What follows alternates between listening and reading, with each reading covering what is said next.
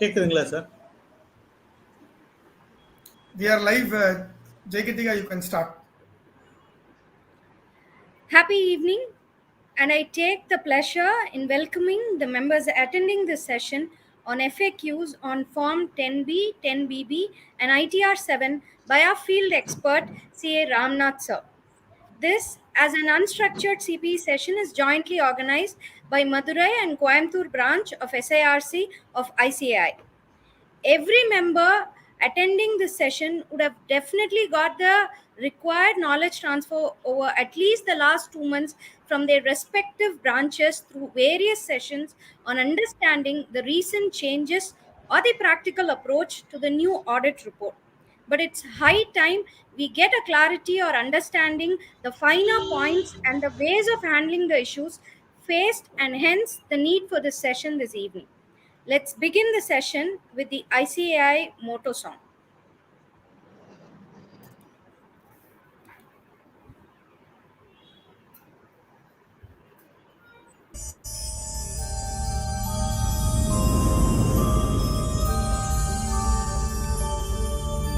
य एष सुप्तेषु जाग्रति य एष सुप्तेषु जाग्रति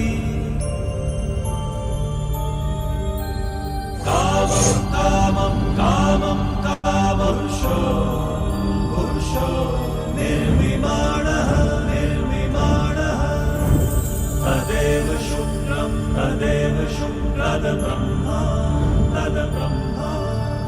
तदेवामृतमुच्यते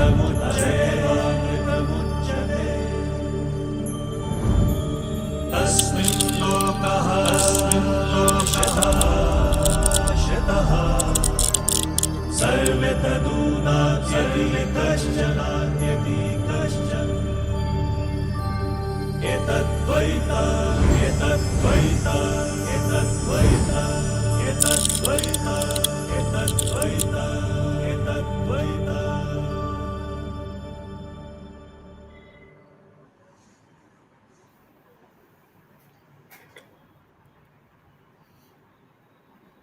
Now, let's have the welcome address by Coimbatore branch chairman CAD Nagakumar.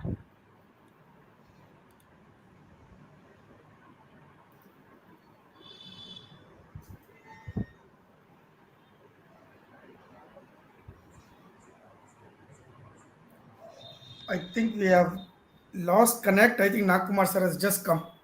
Yes, sir.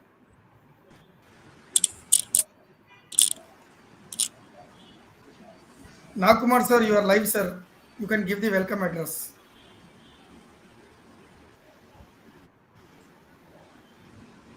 Nagakumar sir, is it audible, sir?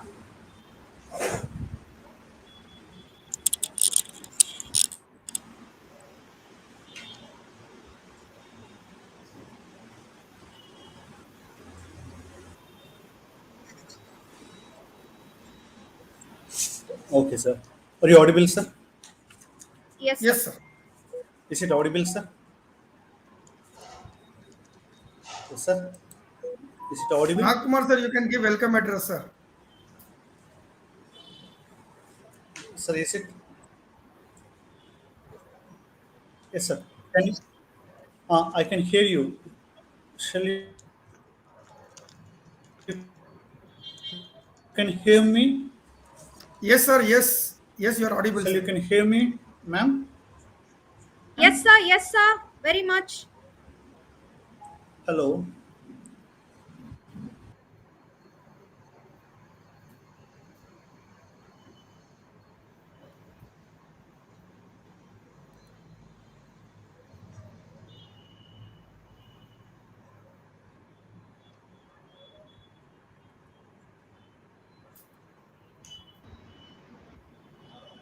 Sir, is it possible to hear me? Nagkumar sir, you are audible now, Yes, sir. sir. Yes, sir. Okay. Thank you, sir. So I can proceed, sir? Yes, please. Okay.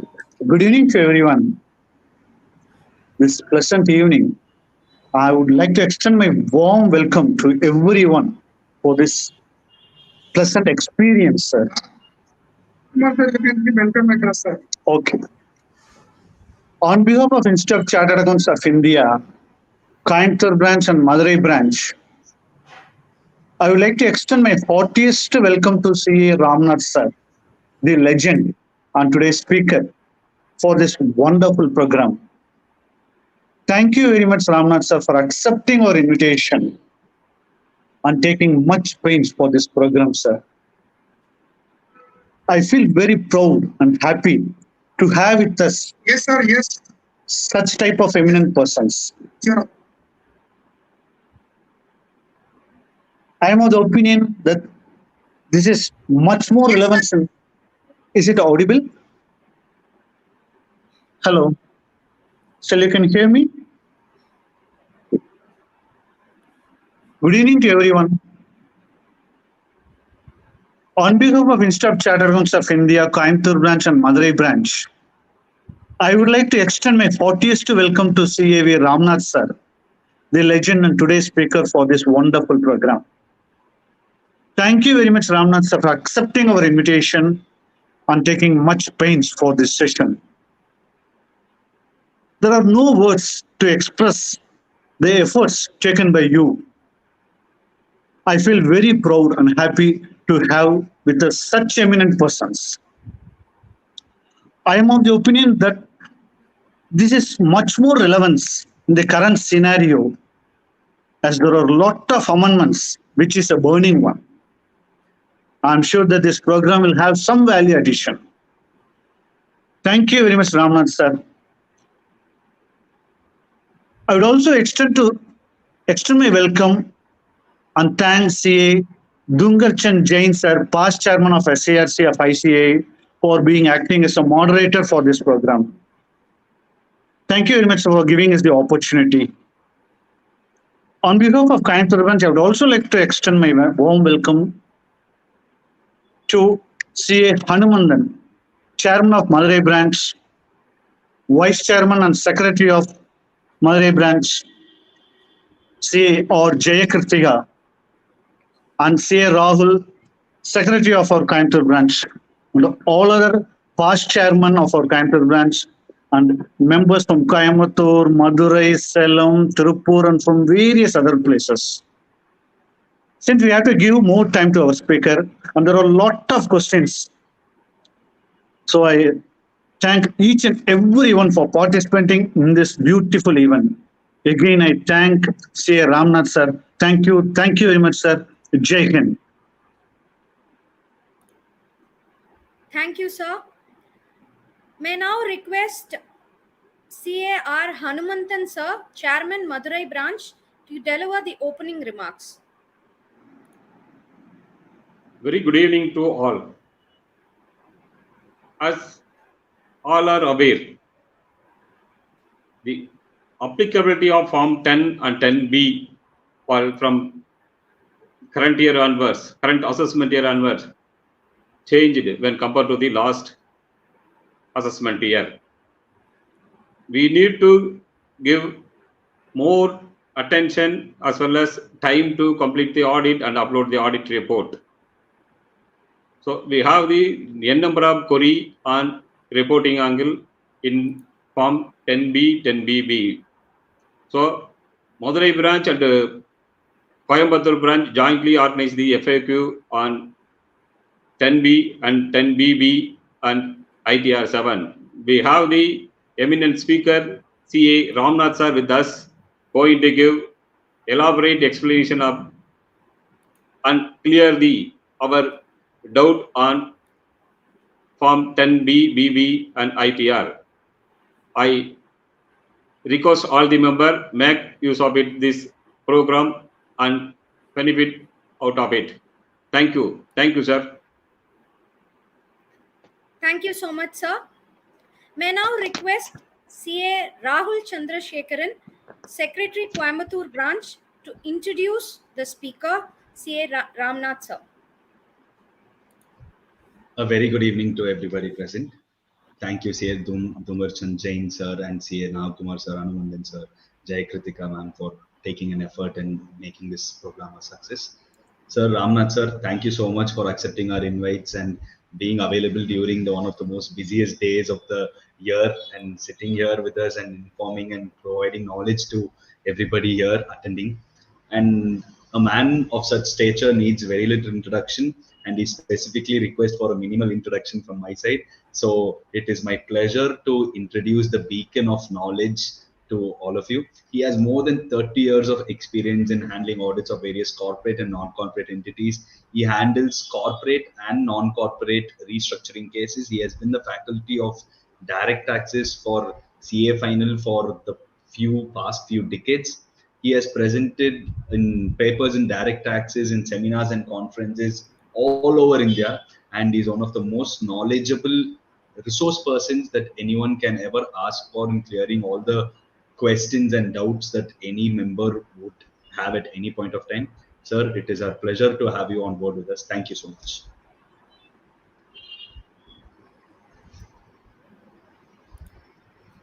Thank you so much, CA Rahul Chandrasekharan. So the session, which is actually the requirement on time, who else can we have as a moderator than CA Dungar Jain sir? The past chairman SIRC of ICAI, I request him to be the moderator and initiate the session with his remarks. Thank you, all of you. In fact, I'm reminded of the COVID year where we had a lot of sessions online, and we are yet continuing to see that more people benefit out of it. And as they say, change is the only thing which is constant. And this year, the change in charitable trusts has kind of been a matter of discussion in every CS mouth. And the discussion even on 26th October is not over.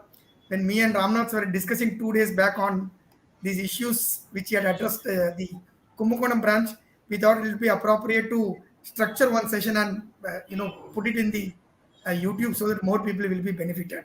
So without much ado, we'll straight away jump into the session. And before we get into the FAQs, I will request Ramanth sir to give a prelude, and then we'll get on with the question and answers. Ramanth sir, over to you.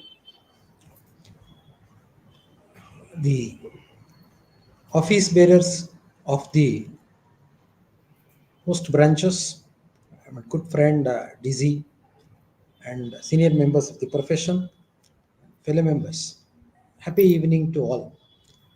As DC said, even 4-5 days just before closure of the filing, we have good amount of questions to deliberate.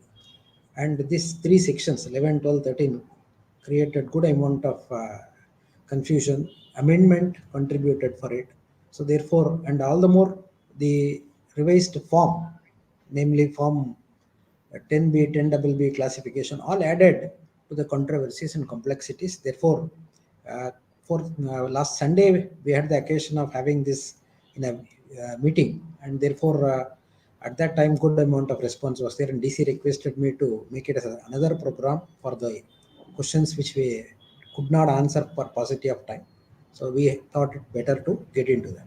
Before we get into topic, the latest, we have good number of questions compiled, which we will take up as and when we pass through. But certain important changes we will just discuss before we enter into the topic proper. 2021, we witnessed a change by which we will have to go for registration, renewal of registration.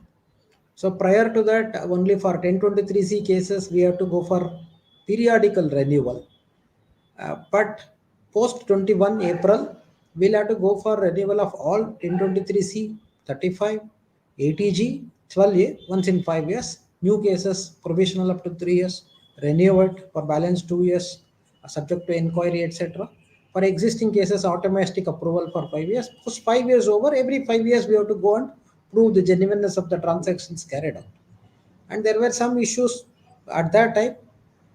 So therefore, 21 COVID year, 22 some more time was granted, 22 thereafter November, February, etc. Some people missed out, and the amendment came to say if you have missed out to renew your existing registration, this by itself gave a chance to them to exit without paying exit tax. 21 April, they should have registered, but they have not, assuming for amendment, consciously they have not renewed. There were no provisions to address it. Automatically for the subsequent years, they'll pay tax on the current income. What will happen to their opening surplus, accumulated surplus earned over a period of years? That never went taxed at all because of this. Therefore, Finance Act 23 went on to say those cases you should have renewed, failing which 115 TD would come, which is unanticipated. In 2021, it was never thought of. 23 budget says if you have not renewed it, we'll apply 115 TD on you. That means exit tax. The accumulated surplus plus the revaluation surplus on the asset side, all will be taxed at 30% plus 12% surcharge plus 4% education cess. So government said, okay, this amendment we are coming up now, they will give time up to 30th September. Those who missed out, at least you renew now, we will consider the case. So that is something where some time left out, and then some changes came to say at least a relaxation shall be provided for it. That's something relating to that also questions have come. We'll discuss those questions.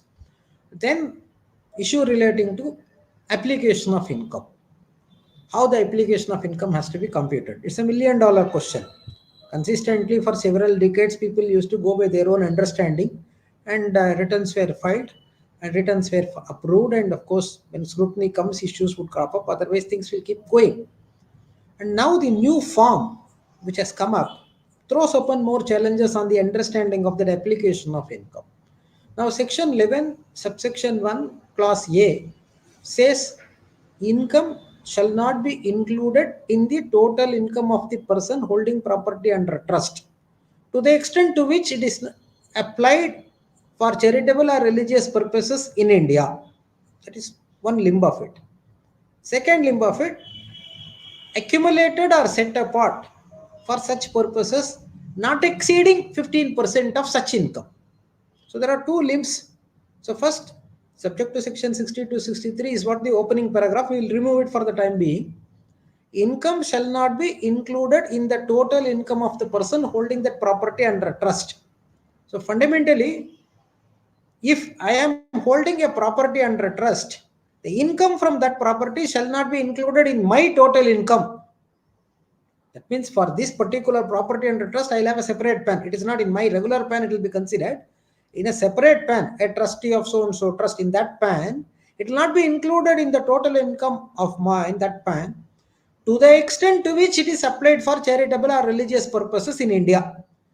Now there are four limbs here. Income applied for charitable or religious purposes in India. There are four aspects we'll have to consider. First is income. What is the meaning of income? That is created good amount of controversies. Now let us take one practical example where a person receives donations, contribution from philanthropic people, use that money for welfare of poor people. He identifies poor people, serve them either food or education or some medical relief, something he is giving from the money so canvassed or so obtained from so many people. Now for him, what is the meaning of income? For that particular case where the property held under trust generates only revenue in the form of donations. For them, after receipt of donation, they are making so many outflow. After the outflow, the net income comes. From that net income, sometimes it is used for capital or it is used for balance carry forward. Now, let us say in this scenario, some 5 lakh rupees received as donation. 2 lakh rupees applied current year for various scholarships, etc. So balance 3 lakh remains. The controversy arises not on the first limb, it is on the second limb. Accumulated or set apart, not exceeding 15% of such income. Which income? 5 lakh into 15% or 5 minus 2, 3 lakh into 15%. Now revenue used to argue that your income after spending is only 3 lakh. On that I'll give you 15%. Earlier it was 25%, reduced to 15%. Now assessee used to say my income is 5 lakh. I've already applied 2 lakh. Such income means my income of 5 lakh on which you should give me 15%.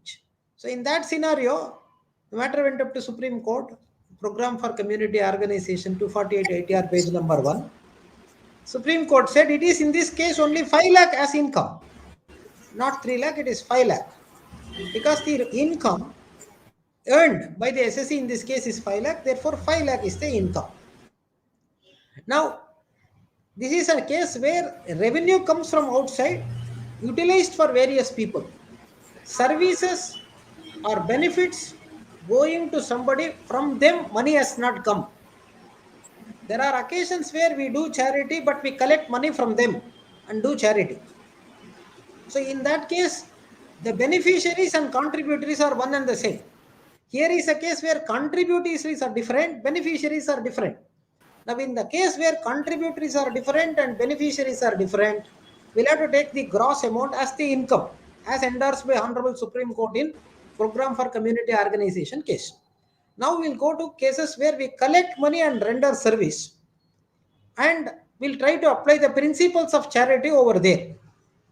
Now, if the SSC charity, a charitable institution, runs an activity which is akin to carrying on a business by another person.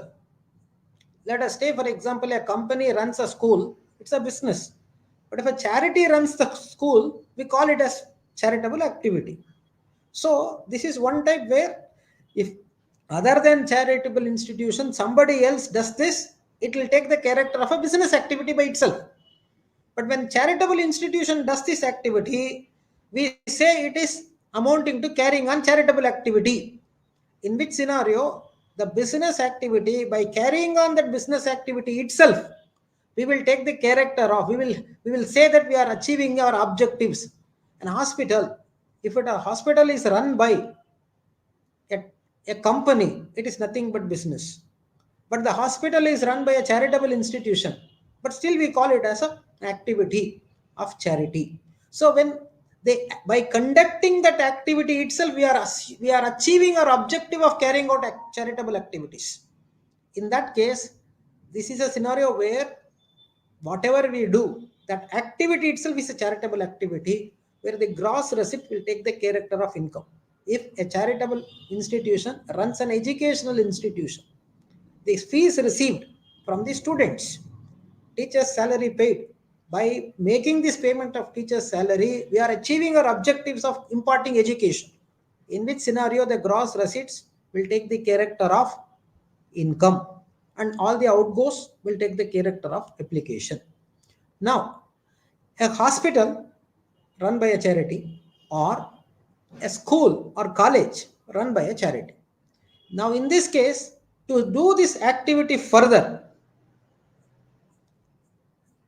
that charitable institution also does some more activities.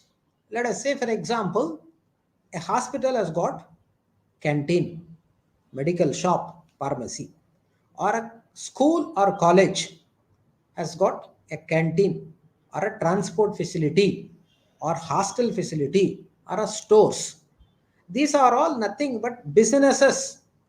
These businesses are incidental to attain the objects of the trust. By carrying on this business, the SSC is able to achieve its main objective. This will be considered under 11 subsection 4A of the Income Tax Act. When these businesses are carried on, the principle what we discussed for the main object, by conducting a business activity, we achieve our main object. That principle will not apply here. When a charity institution carrying on a school activity, it also has got transport facility, it has got stores, it has got canteen, it has got hostel. All of them will be considered as incidental businesses. For this, separate books have to be maintained. The receipts minus the expenses incurred for earning that receipts, the net income from that business will be considered as income. And there are occasions where the businesses, by carrying on which we will not be able to achieve our objective, but somebody, considering the activities of the trust, donates an existing business and says with a direction that the income from this business can be used for the purpose of advancing the objectives of the trust. In which scenario, those businesses which are not incidental for achieving the objects of the trust, but those businesses are feeding the charities, income from that business is used for achieving the objectives. They are considered under 11 subsection 4. They are businesses, not incidental, but achieving the objectives of the trust by feeding the charity. The income from the business is utilized, applied for the purpose of achieving the objects of the trust. In which scenario, in those cases also, the gross receipts will not be considered as income. It is the net income. Suppose they have one trading activity or some manufacturing activity or a printing press or something from which whatever net income applied for charitable purposes. Now, in that case, it is not the gross sales that is considered, it is the income from that activity has to be considered in the trust account as income, from which we'll have to examine whether 85% is applied for charitable or religious purposes, as the case may be. So now, activity by itself is business, gross receipt, school, college, hospital. Incidental activities, net income. Other than incidental activity, but businesses which are feeding charity, net income. There is no quid pro quo. Money comes from somebody else. Money is deployed for the benefit of somebody else. In which case, gross receipt. These are counted together to ascertain whether 85% of the counted numbers are applied for charitable or religious purposes in India. So this is the first fundamental aspect, because number of judgments have come to say for incidental business, gross should not be counted, because your debit side of the profit and loss account or income and expenditure account, for the purpose of that you would have incurred so much of revenue expenses. Saying on that itself qualifies for 85% is not appropriate. And the revised form number 10B, 10BB also clearly says if there is an incidental business or if there is business which are not incidental coming under 11 subsection 4, we'll have to say code number and we'll have to say nature of business and the net income from such businesses, how much included in the total income, that we will have to say as an auditor. So that means basically books have to be separately maintained by these institutions for these independent activities, and for each of them net income from such activity we'll have to quantify and mention in our audit report. That is something which one has to keep in mind. So it is neither the gross receipt of all four nor the net P&L income or income and expenditure account of all the four. It is somewhere a mix of this. For charities without receiving money from the same person to whom we are rendering services, gross receipt, and activity by itself we are doing charity, gross receipt. Activities which are incidental, businesses which are incidental, net income. Businesses not incidental but they are feeding charity, net income. They have to be counted together to ascertain whether 85% of such income applied for charitable or religious purposes in India. Now applied is different from spent. Applied for is different from spent. That means applied has got a larger meaning. It could be either for capital account or revenue account. Purposes, charitable or religious purposes. Charitable, 2 class 15 defines charitable purpose to incorporate 7 items as an inclusive definition. Religious purpose is not defined. Courts have come for rescue to explain us. It is to advance the religious aspects. Charitable purpose, relief of poor, medical relief, education, earlier advancement of any other object of general public utility, thereafter yoga came, thereafter the preservation of environment, thereafter preservation of monumental historical places. All these seven items have come. Now all these 7 cases, by doing this activity itself, there can be some business which can advance the objective. These 7 cases, independently we are doing charity, but to feed the charity, some other business are helping. 7 different other businesses can be there. By doing this charity, to achieve the object, we may have incidental businesses. So effectively, 7 into 3 types, 21 type of businesses can come. Now, out of that, object of general public utility, incidental business of the general public utility will come under proviso to class 15 of section 2. Now, proviso to 2 class 15 says if at all your objective is GPU and you are having an incidental business and that incidental business gives you a gross receipt which is more than the threshold of 20% of your annual gross receipt of the organization as a whole, then in that year you will not be regarded as doing charity. In which scenario you will have to consider yourself as not doing charity for that year. Earlier the law was very harsh. Moment you are not considered as doing charity, your gross income will be exposed for tax in spite of the fact you already employed for so many purposes. Therefore current year 115 BBI says at least you can say the income to the extent to which it is applied for the revenue component of the income. Section 13 provides for it. Revenue component of the income can be allowed. Depreciation shall not be allowed. Amount spent out of loan shall not be allowed. Amount spent out of the corpus will not be allowed.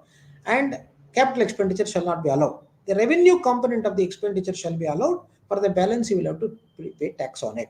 At least that's one welcome amendment. Otherwise, we do not know which point the 20% threshold will get crossed. And once it is crossed, the amount middle of the year, whatever spent on the belief that it will not get crossed, will also be hit. For that, at least the provision is a welcome provision. Now, coming to the rate of tax, there were some confusions. To address that, 115 BBI came to say, in case the income is applied for charitable or religious purposes, one of the options available for the SSC is to accumulate or set apart for future other than this 15%. So when it is accumulated, law provides for two methodologies to accumulate it. One is shorter period, section 11 subsection 1 explanation. What does it say? For some reason I am unable to apply current year, or for the reason that I have not received, though I have earned, I have not received. Therefore, I am unable to employ it for the current year. In which case I can give a promise that in the year, if at all I have received but I could not, next year I'll apply it. I could not even receive current year of receiving or year next year, I will employ it. So no other condition except filing form number 9A, acceptable. Other cases where the project is ascertained, for that project we are accumulating, we can accumulate or set apart for future, not exceeding 5 years, with some conditions attached. The amount so accumulated should remain invested in the mode under 11.5, and it should continue to remain under 11.5 till such time it is expended. And it should, if at all it in between it is out, we are violating the provision. And it should not be given to any other trust or institution as a donation. And beyond 55 years, if it is kept, then it is violation. Within these 5 years, any other purpose for which it is done other than the purpose for which it is originally accumulated, they are also violation. These violation cases are 9A, we have filed form number 9A, but we could not employ it for the purpose. In those cases, what to do? Or a trust has given a benefit to a specified person. Those days, when it is given to a specified person, sword hanging on the shoulder of the charitable institution, 13.1c, 13.1d will go to the extent of saying that nothing mentioned in section 11 and 12 shall apply. 13.1c, 13 then will start saying nothing mentioned in section 11 and 12 shall apply. 13.1c, 13.1d a draconian provision to certain extent to say sword hanging on the shoulders of the trusts. But now the law says if at all some portion of the amount is showed so, to that extent it will be considered as income chargeable, but that will not endanger the registration, that will not result in taxation, etc., except to the extent of income so diverted or income so remained invested in a mode other than 11.5. So this is where 115 BBI says, but 115 BBI, one disturbing part is clause A. If you accumulate income or set apart income more than 15%, that will also fall under this category. There were 6 instances covered under 115 BBI. Out of that, this first one, clause A, talks about this accumulate more than 15%. Where does this disturb? Effectively, where does it disturb? A case where the SSC has got gross receipts, or the first example we have picked up, a donation received used for certain philanthropic purposes. Gross receipt is 3 lakh rupees. I have applied income. Let us say I have applied 1.5 lakh out of it. Balance 1.5 lakh I have got. Now with the 1.5 lakh rupees, 3 lakh into 15%, 45,000 gone. So 105, it is less than basic limit. Why should I worry? I don't need to worry at all. Let me leave it. Was the understanding up to 22 March. Now 115 BBI says you have got income of 3 lakh. You have applied 1.5 lakh rupees. You are entitled to take 15% of 3 lakh. That means 45,000. But this year you are not filing form 10. You are not filing form 9A. That means you are accumulating or you are setting apart more than 15%. You have not applied. You are accumulating. You have not applied beyond 1.5 lakh. That means you are accumulating or setting apart. To that extent, class A of 115 BBI would apply. So now 3 lakh minus 1.5 lakh, balance 1.5 lakh. Out of that, 45 will qualify for 15%. Balance 105. 115 BBI will say 30% you have to pay. Now, what is the option available for them? For that 105,000, either they have to file form number 9A or form number 10, depending on facts. Money has received and they have concrete proposals, they can go for form 10. Or they were sure that next year they will spend it, form 9A could be possible. Now, instead of 3 lakh, if the income so received happens to be 2.5 lakh, and they have spent 1.5 lakh rupees, balance 1 lakh is only there. 2.5 lakh into 15%, 37,500. Balance 62,500 rupees is there. Can they file form 9A or form number 10? If the income itself is only 2.5, which is less than basic limit before considering section 11 and 12, their due date is 31st of July. Now, if you file form number 9A and form number 10, it may not go good. They ought to have filed form number 9A or form number 10, at least by the time their due date gets over. So now what is the option for that? Now 62,500 rupees into 30%, or file a form number 9A or 10 belatedly. For that, you will have to ask for a condemnation before the Commissioner of Income Tax exemption. So we'll have to see the cost benefit analysis. If the numbers are minimal, better to pay, or else if the numbers are sizable and the trust is ready to go for condemnation, it can happen. If the gross receipt itself is crossing the threshold of basic limit, audit becomes necessary. When audit becomes necessary, due date gets automatically extended. Even now, they can file form number 9A or 10, and that portion they can get the benefit. So that is one aspect of 115BA clause A. Now, a scenario arises where the trust keeps spending money, but sometimes the law relevant for TDS or reduction of cash payment or threshold are not getting complied with. Now the income of the trust is computed in chapter 3, not under chapter 4. Chapter 4 talks about business, house property, capital gains, other sources, etc. We are computing the income based on chapter 3, because chapter 3 contains 10, 10A, 10AA, 10B, so 11, 12, 13, 13A, etc. So in which scenario, we can take a stand that the restrictive provisions of 40A3, 40A1, 40A1A, 40A3A, etc., 43B, 3615A, all will not apply for a charitable trust. And these were upheld also. Therefore, amendments came to say, for the purpose of quantifying the application of income, the provisions otherwise available for income tax business computation, namely 40A1A, 40A3 or 40A3A, would equally be applicable. So that means 40A1A says, if at all you do not deduct tax at source, 30% shall be. In computing the application of income, in case the law relating to TDS is not followed, it will not be considered as application of income. What the law says, it is not considered as application of income. If it is not considered as application of income, the issue thereafter arises. Very interesting issue again and again comes. We'll approach with a practical example. Now, 40A1A violation, 1 lakh rupees, one TDS related aspect, not complained. 30% of which will work out to 30,000. 40A3 violation, let us say 140,000 rupees cash paid. 40A3, 40,000. 1 lakh, 30% of which 30,000. 40,000 plus 30,000, 70,000 violated number. Now let us say this trust has got 10 lakh rupees income, out of which it has spent 9.5 lakh rupees already for various charitable activities. In that 9.5 lakh, only this 1,40,000 sits. So now, out of 9.5 lakh rupees, this 70,000 is also inside. Now I say 9.5 lakh rupees. So I have a balance of 50,000. On 10 lakh rupees, I am entitled for 15%, 1.5 lakh rupees. The disallowance comes only for 70,000. So I can say 10 lakh, from which 15% gone, 8.5 lakh. So now 9.5 lakh I spent, 70,000 rupees is inadmissible component. 9.5 minus 70,000, 880, which is more than 85%. Therefore, no disallowance. Is how one view gets populated. But the law, if you have a closer look at it, says it will not be considered as application of income. From the application of income, it will not be counted. Now let us go back to the parent section, 11 subsection 1, clause A. The income shall not be included in total income of the person holding that property under trust to the extent to which it is applied for charitable or religious purposes. Now, if the assessee applied for charitable purposes, it will not be included in total income. Now, the assessee's application is controlled by 40A1A or 40A3.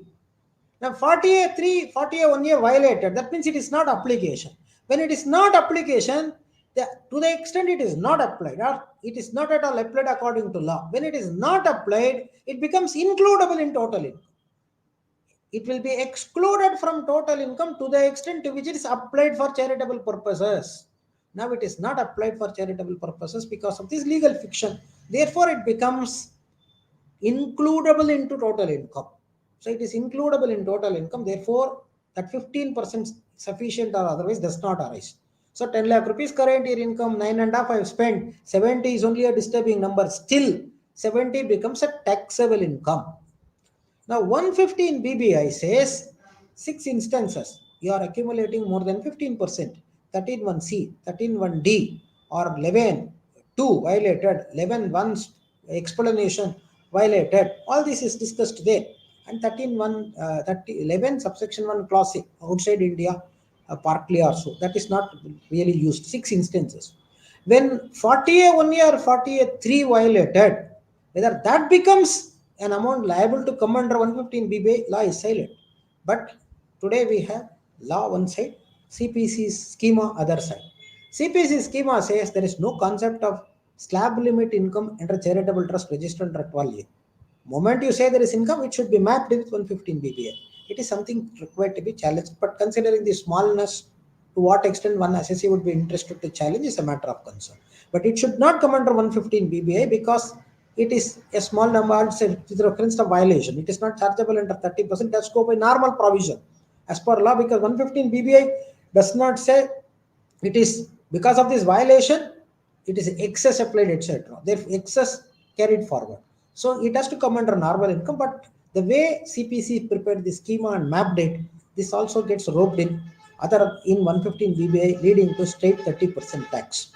Now, if the current year income 10 lakh, 9.5 lakh spent, out of which the 70,000 sits, it becomes income. If the assessee is able to demonstrate by facts that the income of the 70,000 nature, because funds are not worked out on a FIFO basis, the adequate capital fund available, equally bank balances or cash balances available on opening day, out of the 15% of yesteryears, assessee can say this amount I have spent out of my opening balance 15%, that was unconditionally allowed without any restriction. Therefore, to that extent, I don't claim this as a current year application. Concept of 40A3, 40A1A would not apply. That's one school fair of thought one can canvas to mitigate the impact, provided facts are supporting for it. That is with reference to this 40A1A. But 40A3A is one area which says if you debit an expenditure, credit a payable, and a subsequent year you make a payment in violation of the ceiling limit prescribed in 40A3, under 40A3A it will be treated as income, because in the year of accrual you claim deduction. Subsequently, year of payment there is no charge to P&L. 40A3 will not apply. Therefore, 40A3A would apply. Now, after the explanation came under section 11, which says on the debit side of the income and expenditure account, whatever you charge, unless it is paid, it will not be regarded as application of income. 40A3A become redundant. 40A3A would not apply at all, because unless it is paid, it will not even qualify for application of income. Where is the question of provision paid in a subsequent year? Therefore, 3A would come. 3 will come in the subsequent year. Now, interestingly, because the assessee did not comply with the TDS, 30% gets disallowed. Now, the very same amount appears as payable at the end of the year. Now, we will not even claim that as a deduction because it is payable. Now, for that, if you disallow 30%, what will happen? 100% we are not claiming. On the top of it, we are 30% disallowing. 130% will come. So, when we are working out the application, to the extent it remains unpaid or payable, on which any TDS disallowances are contemplated, it should not figure out, because 100% is removed. Again, another 30% should not come. Anything paid during the year in respect of which a TDS disallowance comes, that has to be factored. The extent to which it is not paid, anyway 100% is not claimed in the current year. In the next year in which it is claimed, that year we have to test for TDS. There is still disallowance, we have to go for 30% because of 40A1A. This is where we have to link it, otherwise it is amounting to double disallowance, 100% on account of non-payment, also 30% on account of non-deduction of tax at source. That should not happen. So these are all certain changes. Of course, few more changes are there. I've seen the questions. As and when the questions comes, those aspects will take up. The preliminary understanding of these changes or these principles would help a lot to approach the questions better. With this prelude, we will get into the questions posed and we'll try to answer many of the questions which are having these principles to be tested there. DC, you can share the question. Yes, sir. I'll start doing that, sir. Yes.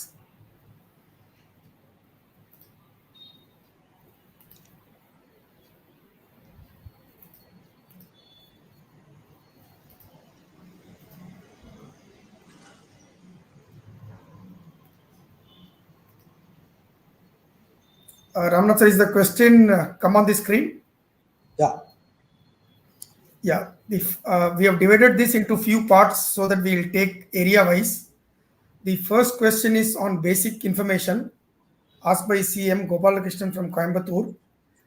The type of auditee wants to know that as per PAN, it is a trust, but registered under Societies Act, and there is no trust deed.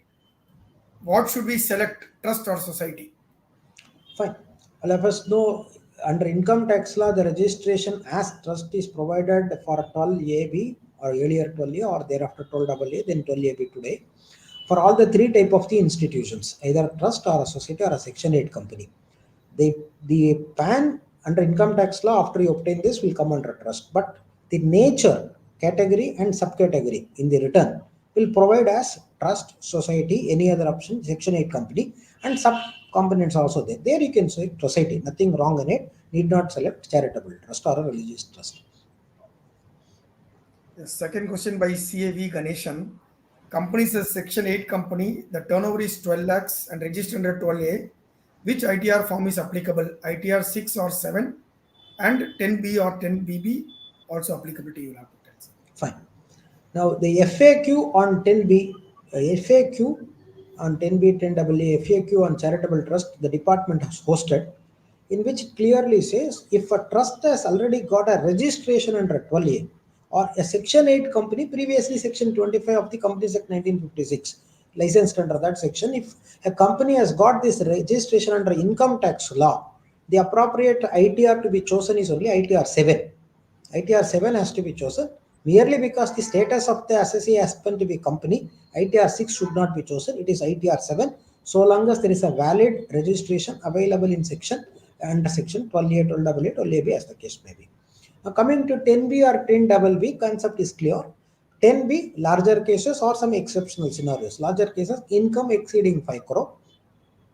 And 10BB other than that. Now, in case where there is a trust, the trust has got a FCRA, then 10B will come. Otherwise, it should not be. It should fall under 10BB.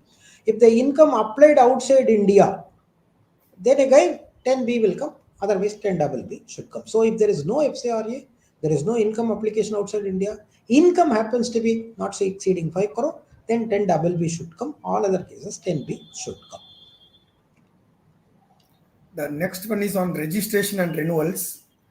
CA Kiran Jain from Ballari has asked, the trust is an educational institution. It was first registered under 12A during 2003-4. In 2021, re-registration was done under section 12AA.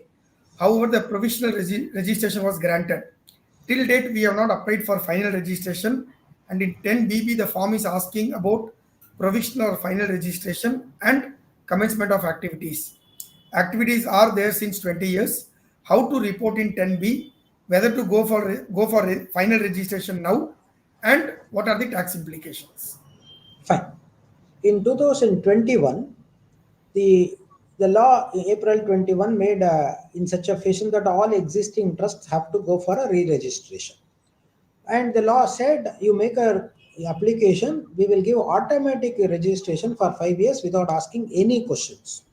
But when the registration certificate came, inadvertently in the system, for an existing trust which is already in operation, instead of granting the full for registration for 5 years, the system has allotted provisional registration for 3 years. They are otherwise entitled to get a registration for 5 years for long period of 5 years. They are existing, they already heard 12A or 12A as the case may be. Where is the question of giving them only for a provisional registration of 3 years? Matter went to Bombay Tribunal. Bombay Tribunal said that is not correct. They have to be allotted with full registration. Understanding the difficulty of the payers, tax-paying entities, the government said this is a typographical error. Whoever already had 12A or 12AA, they applied within the stipulated time. Inadvertently, when the system allotted provisional registration, mass 154, instead of correcting each and everything, one circular said for all of them the registration granted should be treated as a regular registration for 5 years. It is 1/154 for all the people. Even though they had only provisional registration for 3 years, it should be read as if it's a regular registration for 5 years. Keeping that circular in mind, now this SSC who had been having 12 years right from 2003-4, 21 applied because of the typographical error while giving registration. They were given a provisional registration for 3 years. Going by circular, they are holding regular registration for 5 years. So now, when filling up the form number 10B for this SSC, we should say they are having regular registration. We should not say we are having provisional registration. If you say provisional registration, it will ask for further detail. Moment you commence the activity, within 6 months from the end of the month, the activity is commenced, you will have to apply for it. And if you have not applied, and so far until the date of signing audit report, if it is not applied, it says so, that matter will be captured. Scrutiny will come for that year. In the scrutiny, they will say you have not applied within the stipulated time, 115 TD would come. So therefore, in this case, though on a face of it, it's a provisional registration, it as a registration, to say there is a regular registration, not a provisional registration, going by the circular of the board. There is no need to make a fresh application now. And if you do it also in many of the earlier cases, seeing it's a provisional, people have applied, the Commissioner of Income Tax Exemption rightly said, you are having already regular registration, we are rejecting your application. And board has also clarified, therefore there is no need to go for a final registration. For until the current 5-year term is over, in all the audit reports, it has to be stated they have got regular registration only. Yeah, the last parts are tax implications.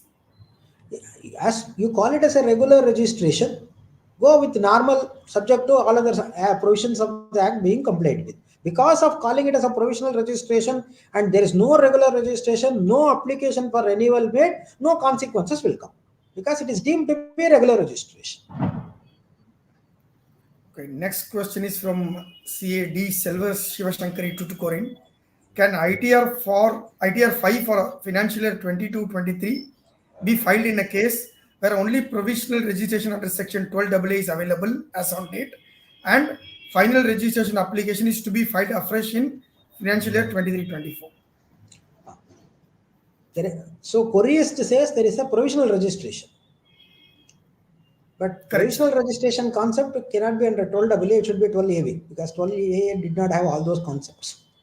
Now, when we are not very sure from this Koreist whether it's an existing one which erroneously got this provisional registration as we saw in the earlier example, or it's a new one which has got provisional registration afresh. If, let us say, for example, like in the previous case, it's a regular case, got registration erroneously as a provisional registration, they have got for 5 years, they will go under normal, no issue. But assume for a moment after 2021 April, the trust got floated, applied for registration provisionally, got it. The time, because activities were started. For the act, after having started the activity within 6 months time, they have to apply for it. They have not applied.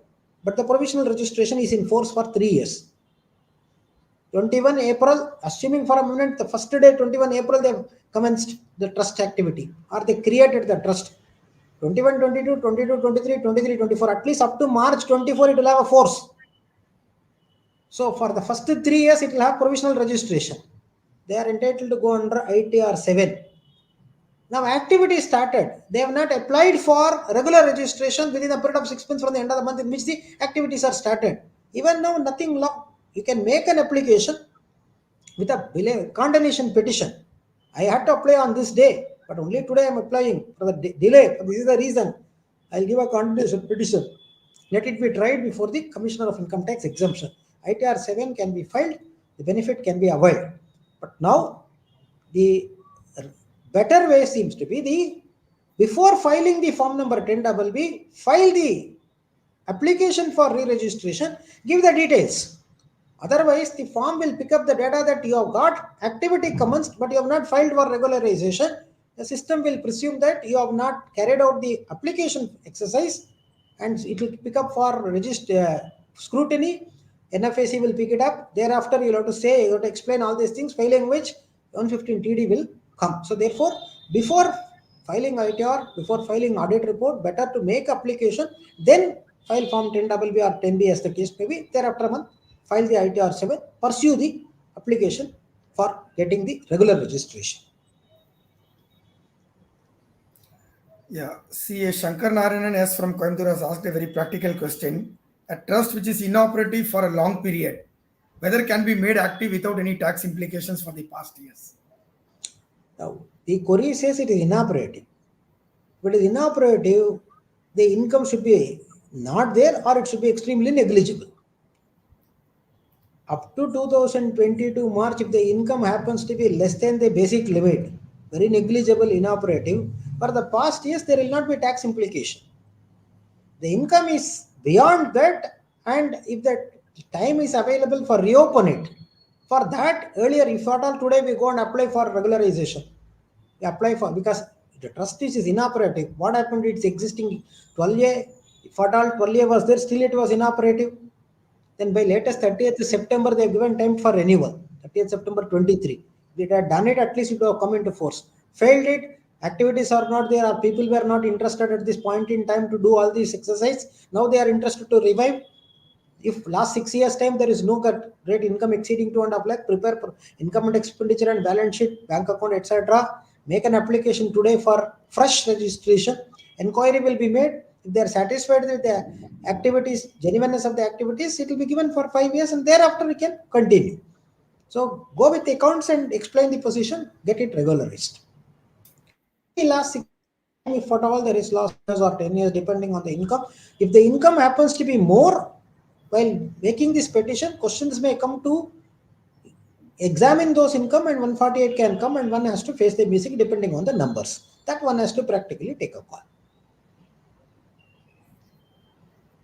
Yeah, next is from CA KR Veerappan Karaikodi. One, provisional registration granted. After that, when we applied for permanent registration, the details called for were not submitted due to portal issues. The CIT exemption has rejected the application for 12AB, but held that the trust has valid registration. But the NFAC has selected the case for scrutiny and asked for evidences for some expenses claimed and directed us to file the return as an AOP. What is the recourse available? Fine. After the provisional registration got granted, wherever people applied for regular registration, for some reasons the persons could not continue to give all the details and be successful to get a regular registration. Though law said if the genuineness of the activities are not proved when the subsequent examination takes place, the CIT exemption has got a right to reject the application plus cancel the existing registration. The CIT exemption was so kind enough to say, I am rejecting this application. The existing recognition, what is already granted or registration already granted provisionally, will be enforced for such time for which it was originally enforced. To that extent, it will not get disturbed. Fine. Now the application got rejected for some reason. The portal issues. The SC could not reply. Meanwhile, they waited for some time. SC could not communicate. Therefore, got rejected.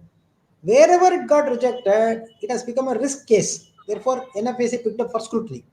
Wherever CIT exemption rejected regular application, those years cases were picked up for scrutiny by NFAC. Now NFAC sees your provisional registration is still in force.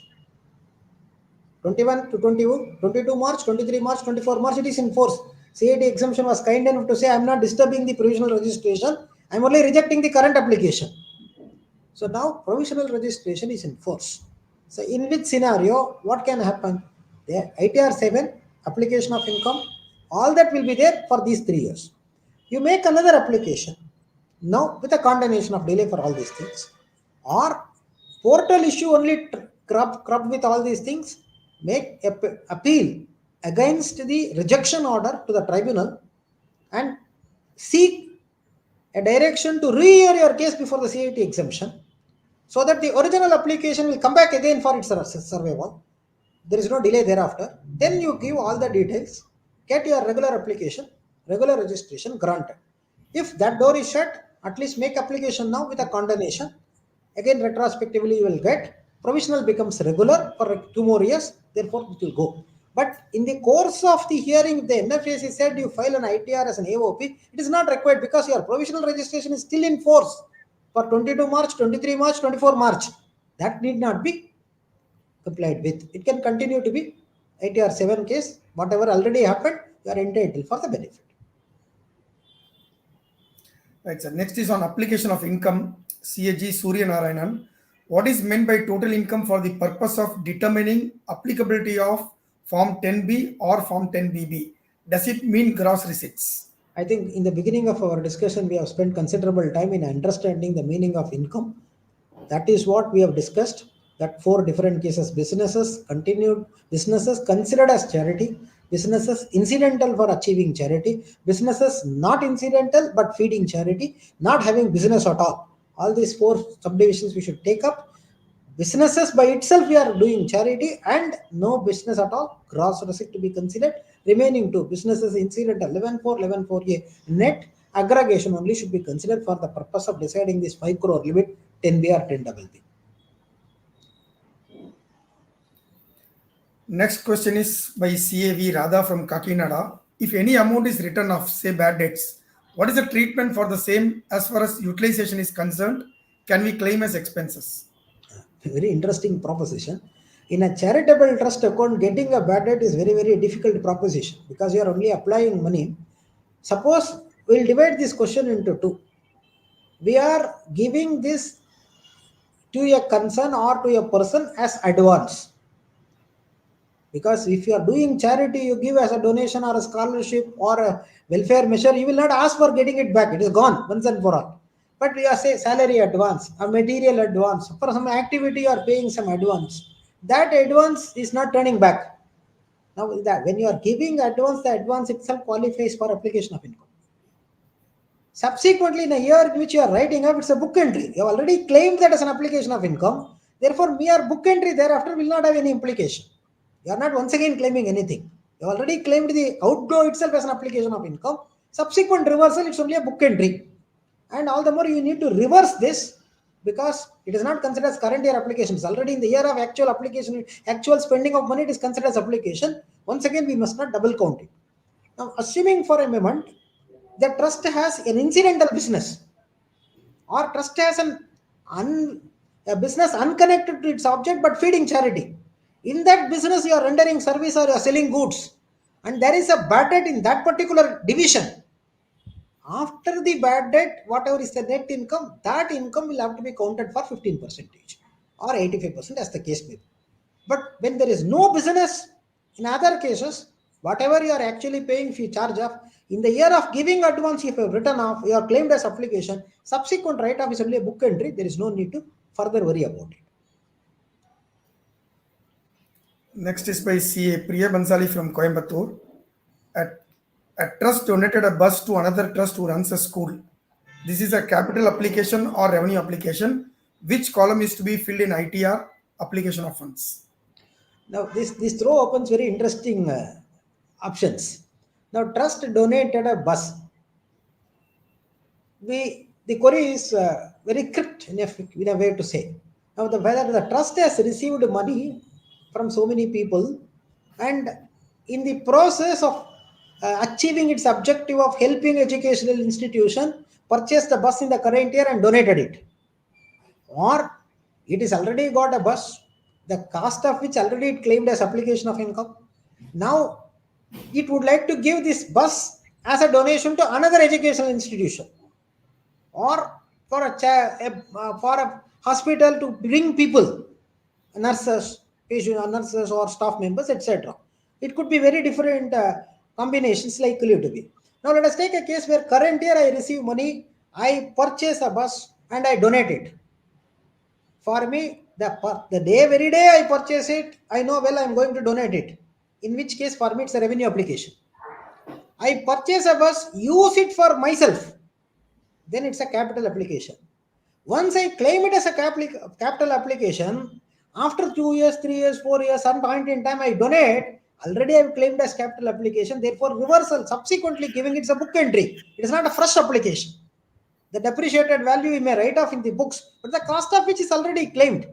And therefore, subsequent reversal, it's only book entry, this will not come under application at all. The very first year in which I am acquiring, the way I acquire, immediately after that I am giving it. In which case, for me, it is not a capital asset.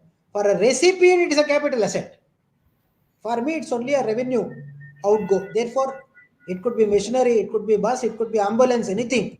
For me, it's only a revenue application. Therefore, it will come only under revenue application. Yeah. Next, again by Priya Bansali, madam. Medical camp was held during the year. However, a doctor is being paid regularly for assistance. Is this payment to doctor an application towards medical expenses one of its objects? Obviously, whatever payment made to your doctor for assisting the medical camp activities is also amounting to medical relief. So therefore, it will fall under medical relief category to achieve the objects. M. Gopalakrishnan from Coimbatore regarding 40A IA TDS disallowance. Apart from disclosure in scheduled TDS disallowance, do we need to disallow these in computation? Obviously, as we discussed at the beginning, it will be includable in total income. So long as the amount which is inviting 40A 1A is claimed as current year application, necessarily this has to be considered. If this is not considered as current year application, this is expended out of opening bank balances. If the assessee doesn't claim, this can be spared. Next is C. Avinashi Lingam from Coimbatore. For assessment year 2024-25, if a 12A trust has incurred 85% of its income directly towards object of the trust and further gives 15% donation to another trust, is there any tax payable? Very interesting proposition, of course, applicable for next year. Now, 23 March budget went on to say, you give donation to another trust, you will be regarded as used 85% of that donation as application of income. So now, very interestingly, now the trust has got 10 lakh rupees income. 8,50,000 rupees, the trust has already expended various its objects. It is unconditionally available for 15% relief. That 15% it donates to somebody.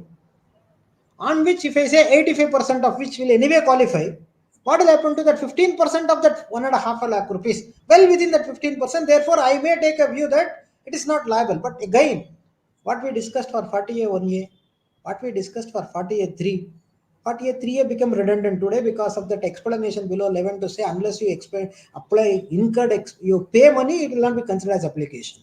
So now the same rule will apply for here also. When you are making payment to another trust as donation, 85% of that amount will be regarded as application. Now go back to parent section which says amount applied for charitable or religious purposes shall be excluded from total income, shall not be included in total income. That means this 15% of the donation shall be included in total income. So now if 10 lakh is the money, 8.5 lakh already spent for various object, 1.5 lakh I give donation, 15% of 1.5 lakh will be included in total income. But what is the rate? Normal rate. But today the schema says do it. Next year only the schema will say for this because it's application for next year. But next year they will link it along with 115 BBI to say 30% of it. But of course it should come under normal is what I personally feel, unless the 115 BBI itself is amended to say this will also come under that category. Unless otherwise it should be only under normal income. But it will not be possible to say, well, within that 15% I have given donation, therefore I will not be exposed to tax liability. That is not permissible. Next is by CA KR Veerappan from Karaikudi. Capital expenditure in a trust, application not claimed since revenue expenditure itself is more than 85%. Whether we have to disclose the cash payment under section 40A3 and whether we have to pay tax at 31.2%. I think we discussed. There is a cash payment includable in total income. Because of 115 BBA, it becomes 30%. Though that has to be contended, but schema goes to say so. Next is by CA Prabha from Tirupur. Disallowance under section 40A IA in trust. The section states that the amount for which TDS is not deducted will not be allowed as application. It did not say it is taxable, but while filing ITR 7 in Part B total income, serial number 7, disallowable under Section 40 AIA, it automatically calculates tax under Section 115 BBA at 30%. But there is nothing in Section 115 BBA related to this. What to do, how to proceed. So first part of the query, we have already made it clear that it becomes includable in total income, therefore ITR 7 says so.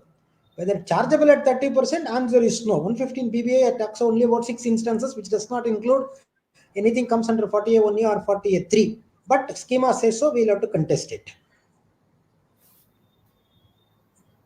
Next is by CA John Matthew from Ooty. Income due disallowance under Section 40A3 and 40AIA are not covered under Section 115 BBI.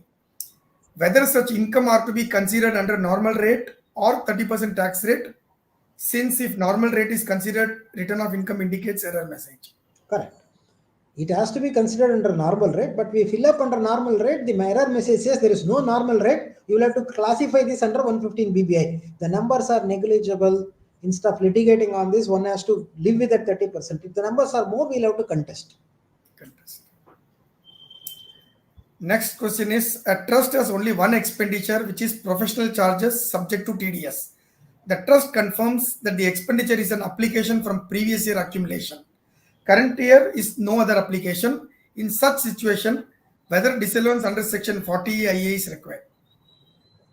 We have already covered this principle. If the trust claims this is not current year application at all, there is no question of introducing 40A only and subsequent inclusion in total income, therefore it will escape. Provided it is able to demonstrate sufficient bank balance on first day of the financial year is available. If that is there, it can get away.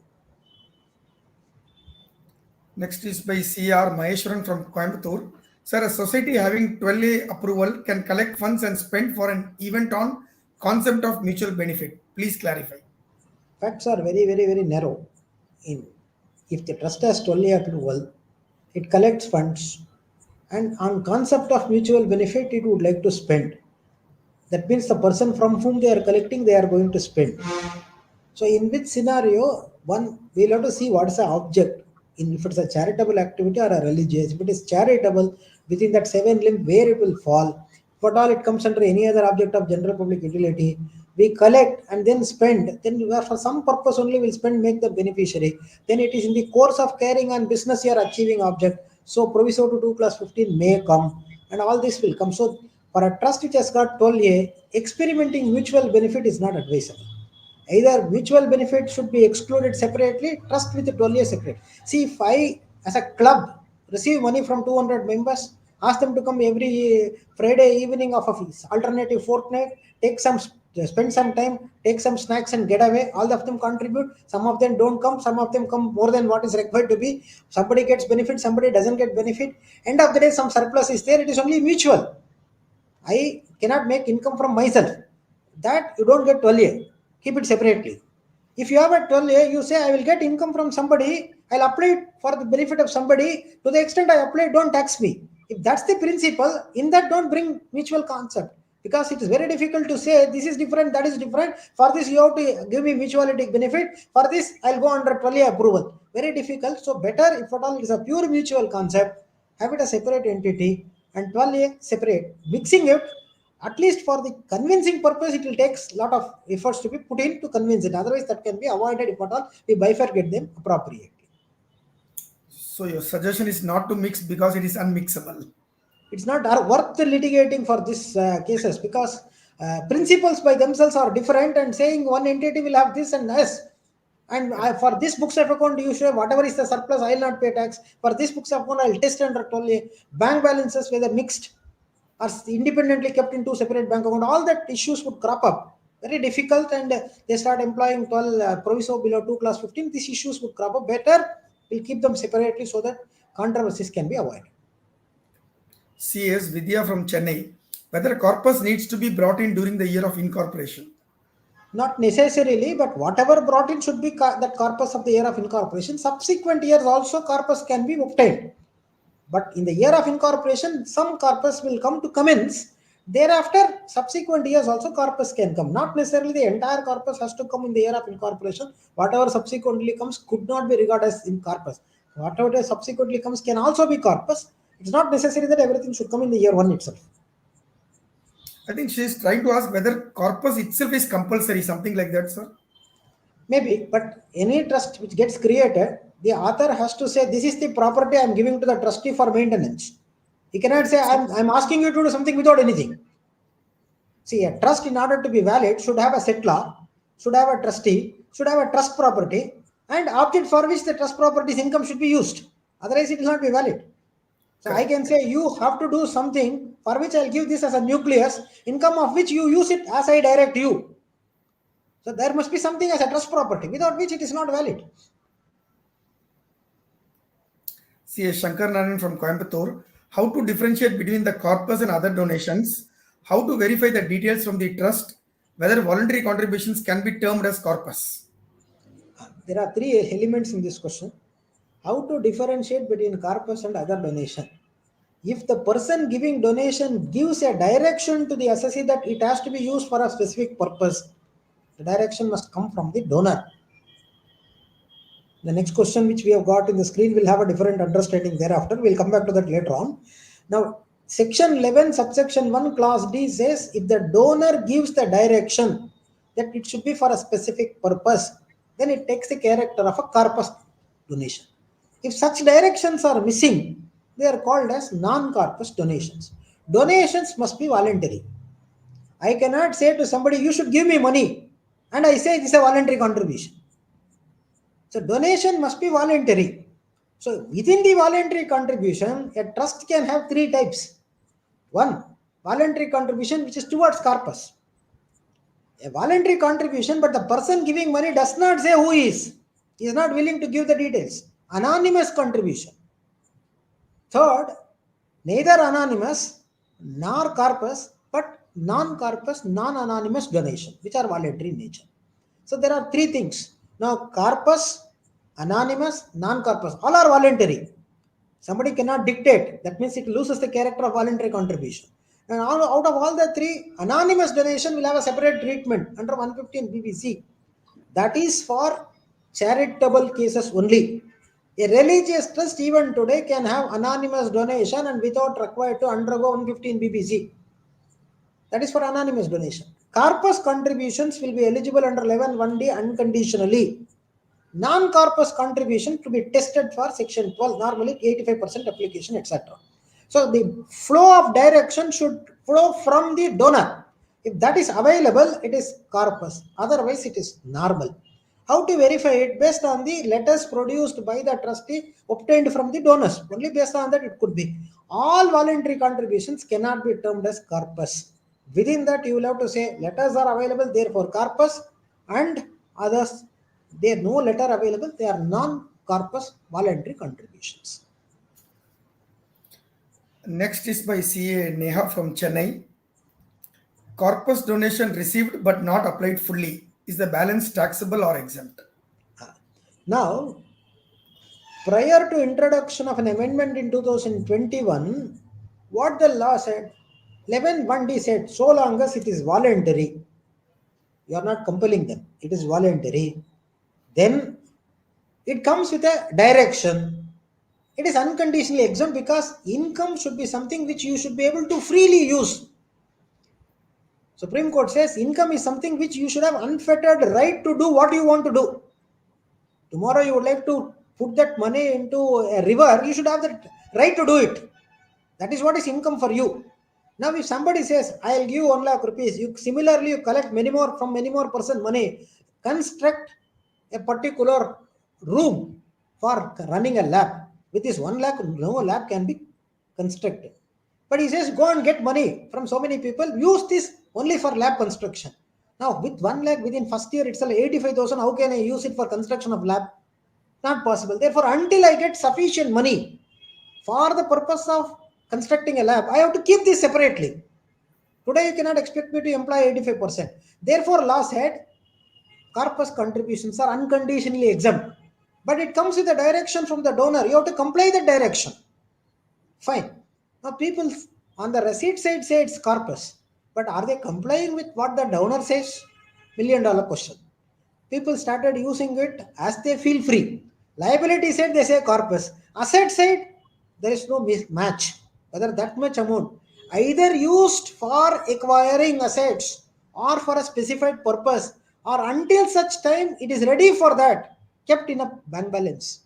No clarity on that. Therefore, 21 amendment went on to say, if you are receiving as corpus, then keep it under 11.5 mode. If you fail to keep it under 11.5 mode, then to that extent 11.1D benefit is not available for you.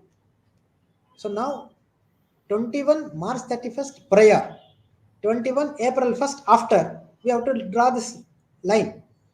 Prior to 31st March 21, we would have received a corpus. Suppose we have good number of judgments to say, you are running 3 activities.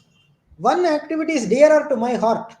I'll give this money for the purpose of doing only this revenue activity. For revenue activity, corpus can come, but I should use it for that revenue activity only. In which scenario, from that corpus account, I should reduce. I should not treat this as an expenditure in income to expenditure account. Permissible. So prior to 21, corpus need not necessarily be sitting in the asset side. But now from 21 April, corpus has to necessarily sit in the 11.5 mode. Now we are talking about financial year 22-23. The query says corpus donation received. Then it has to necessarily be available under 11.5 mode. If it is applied, that itself make the case weaker. If at all the corpus money is applied, to that extent, it is not corpus, it is not eligible for 11.1D. In which scenario, what will happen? That becomes voluntary contribution other than corpus. To that extent applied under section 12, it becomes normal income. To the extent applied under 11.1 small a, it is application of income. To the extent not applied, to that extent only it is 11.1D benefit. The query says whether balance is taxable or exempt. For the balance only 11.1D is available. To the extent actually applied, 11.1D will not apply. It becomes income under subsection 11.12 and 11.1a, they have to claim as application of income. To the extent they have parked under 11.5, they are entitled to claim under corpus as a corpus donation under 11.1D.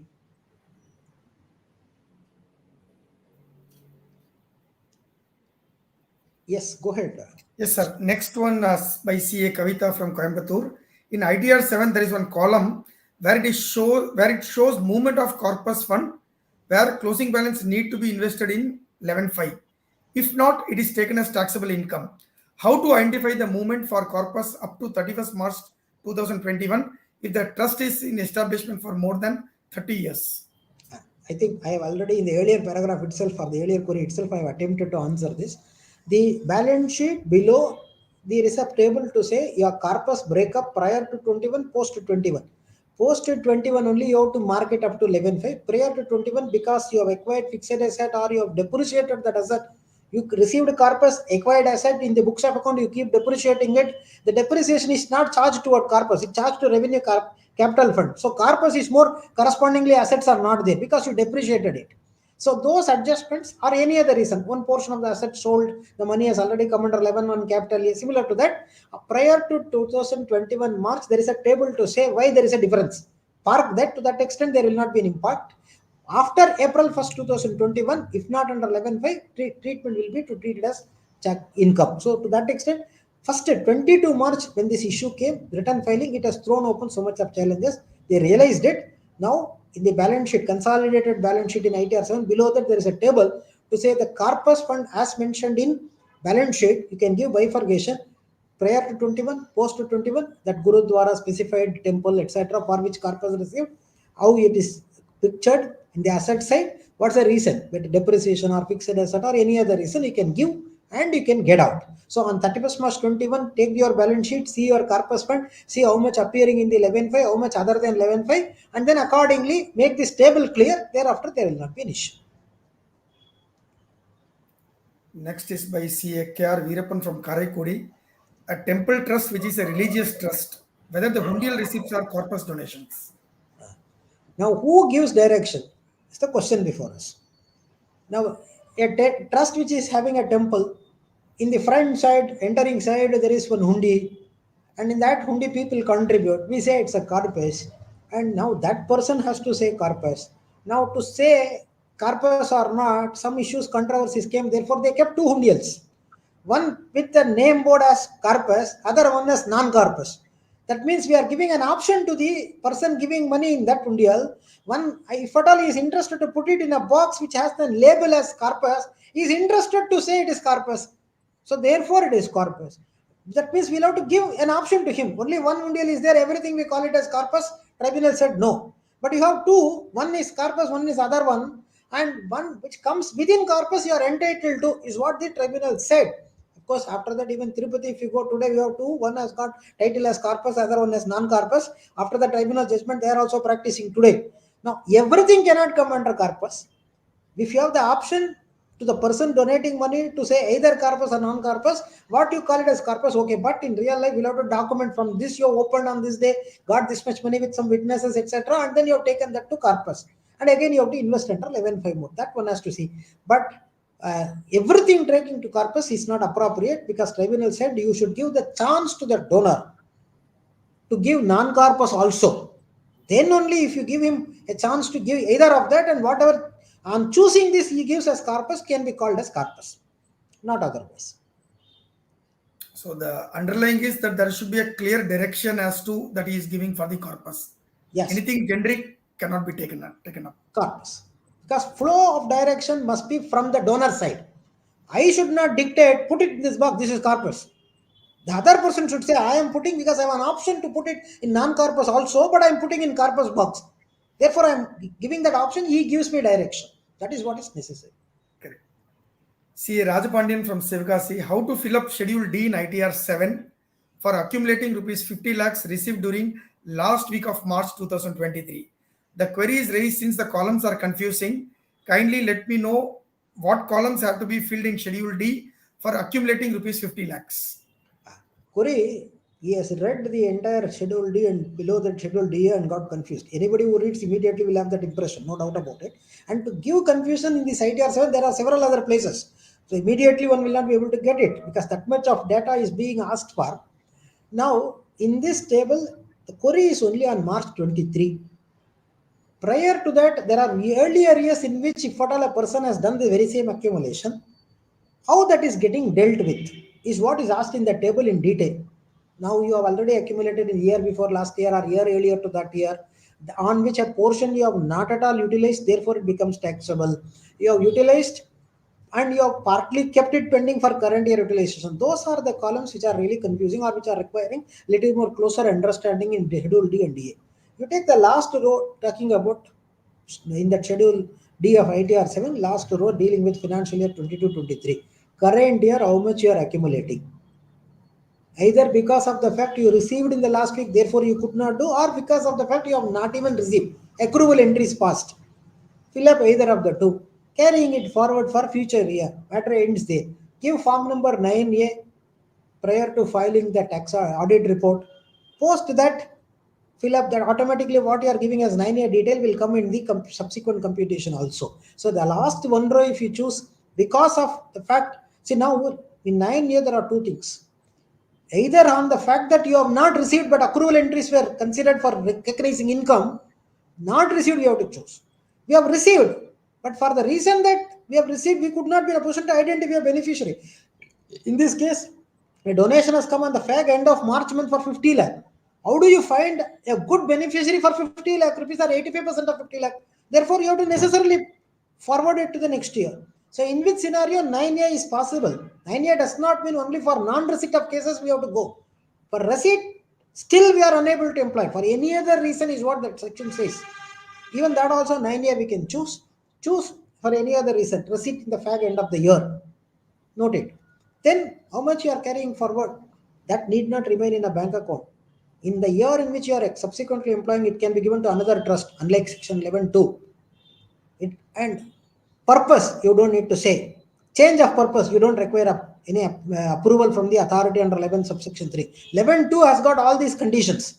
Money should remain in a bank account. Resolution has to be passed. It has to be filed. All these cases are there in 11.2. 11.1 explanation not required. It's next year is as good as current year income. That is what we have to factor. So that way we can take the benefit. Take last row, fill up current year 50 lakh, purpose you say, it will get automatically carried forward. All opening rows and scheduled DA, you forget for the current year. Things will get settled. Next question is by CA Priya Bansali from Coimbatore. The corpus last year is rupees 1.21 crores. General fund rupees 21.27 lakhs. Current year, the FD, which was part of the corpus, has been reduced to 88 lakhs because of donation of the bus. How does the trust replenish the FD to match the corpus?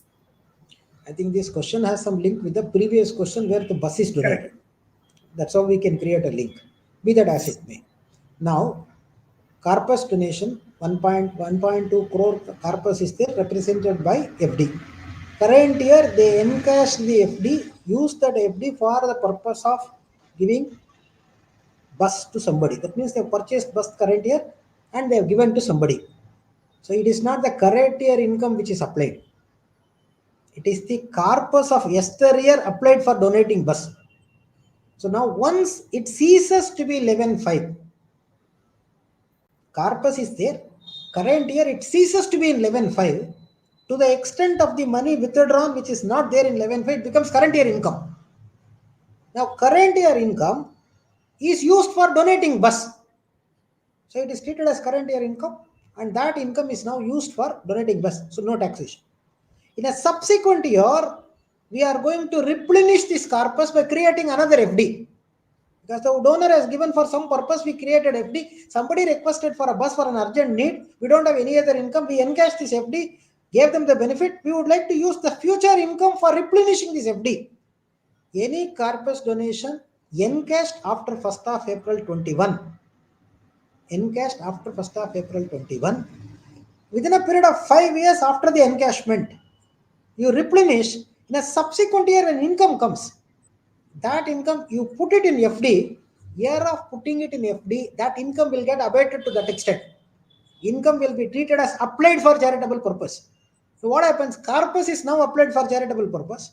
Subsequently, income is used for replenishing corpus. Year in which you have this much money in the future, that year you make FD, claim this FD as replenishment of corpus. From the income, it will get reduced. That is possible. But in the table, we'll have to put the withdrawal from corpus took place after 1/4/21. Within a period of 5 years from the year of withdrawal, money is replenished. Year in which it is replenished, in that year's income, to the extent it is replenished, it will be treated as income. It is application of income, qualifies for tax benefit. Next is by CA KR Veerappan from Karikudi. Gross receipts of a trust is rupees 2 lakhs. Amount spent towards its objects is 1,50,000. Whether the deficit in the application is rupees 20,000 taxable under section 115 BBI or not taxable, as the same is below the threshold limit. 2 lakh income, 1.5 lakh spent, so balance 50,000. 2 lakh into 15%, 30,000 remove, balance 20,000 is there. Income 115 BBA class A will say that it is chargeable at 30%. Now, it is less than basic limit threshold, therefore that will not go, because beyond 15% the assessee not applied but accumulated. Therefore, it has become taxable under 115 BBA clause A. Now, what happens? How to see that this 20,000 is not chargeable? By filing Form 9A. For filing 9A, time is not available today, because this is a case where the trust has got a gross receipt of 2 lakh. For them, the due date is July. Income before claiming the exemption under 11 and 12 exceeds basic limit, for which only audit is applicable. Only when audit is applicable, due date will be 31st of August. Current year, it is 31st of October, current year, November. Therefore, in this case, 20,000 into 30%, 6,000 rupees tax. Otherwise, for condemnation of Form 9A, they have to go, or Form 910, they have to file, condemnation they have to file, and they have to succeed. CA Daniel from Coimbatore. Total income is 3,33,294 spent for object and admin is rupees 71,170. 15% accumulation is rupees 49,994. Hence, taxable income of rupees 2,12,130, which is less than the slab of 2.5 lakhs. And there are no income taxable at special rate or anonymous donations chargeable at 30%. But error is shown as there is no provision to disclose income taxable at normal rates in Part B TI, Part B1 of ITR 7. please include the same in income taxable under section 115 BBA 30% row of tax on total income table. Can you give any solution? So only option for them is to file either Form 10 or Form 9A before next Tuesday, because their income is 3,33,000, about 2.5 lakh, they have time. So accumulate this 2,22,000 either by filing Form 9A or Form number 10 as the case may be, give an audit report so that they don't need to pay tax on this 2,12,000 at 30%. And otherwise it becomes taxable, right, sir? Taxable at 30%. That's a problem. 30%. If it is very purely taxable, less than basic limit. That's what up to 22 March we were doing. CA Muthu Prabhu from Coimbatore. Sir, while filing ITR 7, interest income from bank were automatically capturing in Schedule OS based on 26AS, and it's liable for tax irrespective of spending. The total receipt is rupees 52 lakhs and interest receipt is rupees 16,000, out of which rupees 51.35 lakhs spent by trust. Now, while filing ITR 7, this interest income is not considered as part of accumulation 15% and is subject to tax under section 115 BBI. Is this correct? Whether we have include this interest as schedule AI? Now, when we are downloading form number 26, automatically interest income will sit in other sources. As I said in the beginning, income of charitable trust, so long as there is a valid 12A registration, we must have to put everything under income application thereof, not under regular computation of chapter 4, house property, business, capital gains, other sources. So those system pulls into other sources, delete that, bring this as income and application thereof, under that category interest, rent, subsidy, etc. There you put under interest column, automatically to the extent you have applied it will qualify. You put it under other sources, then only this trouble will come, and you have to remove that and bring it under computation of income and application of income. There you have to represent it. Once you bring it over here, automatically this nuisance will get away. So removing from the auto populated, you have to put it manually, right, sir? Manually, to the extent whatever other income charitable from the objects what we get in that, normally for object main and incidental all will put up, below that will say interest, rent. There you have to park against interest this number in the return. Again by say one second, busy. One second. Yes, sir. Automatically it comes. We are removing. Then we have to go to TDS table, because many of the cases this interest will be liable. The banks will deduct tax. That's why 26AS comes. There again, in the TDS table, it should not come under other sources. Correct. TDS table, when you are filling up, then there will be, you say you are claiming a TDS in respect of which you have not offered income at all, the TDS will not be allowed. That's how. Or alternatively, you say this much income you have got, 10% only TDS, pay 20 more percent. So this sort of nuisances will come. Therefore, in the TDS table, head under which it is asked, it is offered. In that, from other sources, we have to remove and we have to put others, other than this proper protection level, that we have to suitably incorporate. Correct. Like any other case, the synchronization has to be correct so that there is no unnecessary. Because system starts comparing and sending you defect notices. Correct, sir. Correct. CA Muthu Prabhu from Coimbatore again.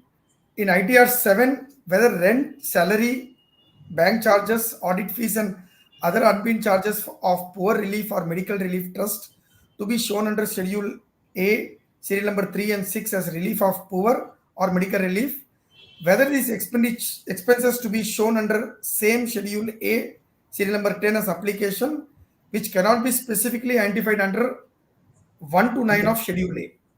Schedule A deals with application of income. Let us say, for example, the trust has got medical relief as its objective. It is running an hospital, also pharmacy as an incidental business. For the purpose of running hospital, it has got a rental premises for which it is paying rent. It has got employees, doctors, nurses for which it is paying salary. All these cases, if at all it is for the purpose of running the medical institution or a teacher's salary in case of education institution, it can be as medical relief or relief of poor or education. But there are certain other expenses like bank charges, few other admin stuff related, a vehicle or some vehicle maintenance, not necessarily for imparting education or for imparting this medical relief or relief of poor. It can come under schedule, the last number, scheduled serial number 10, application which cannot be specifically.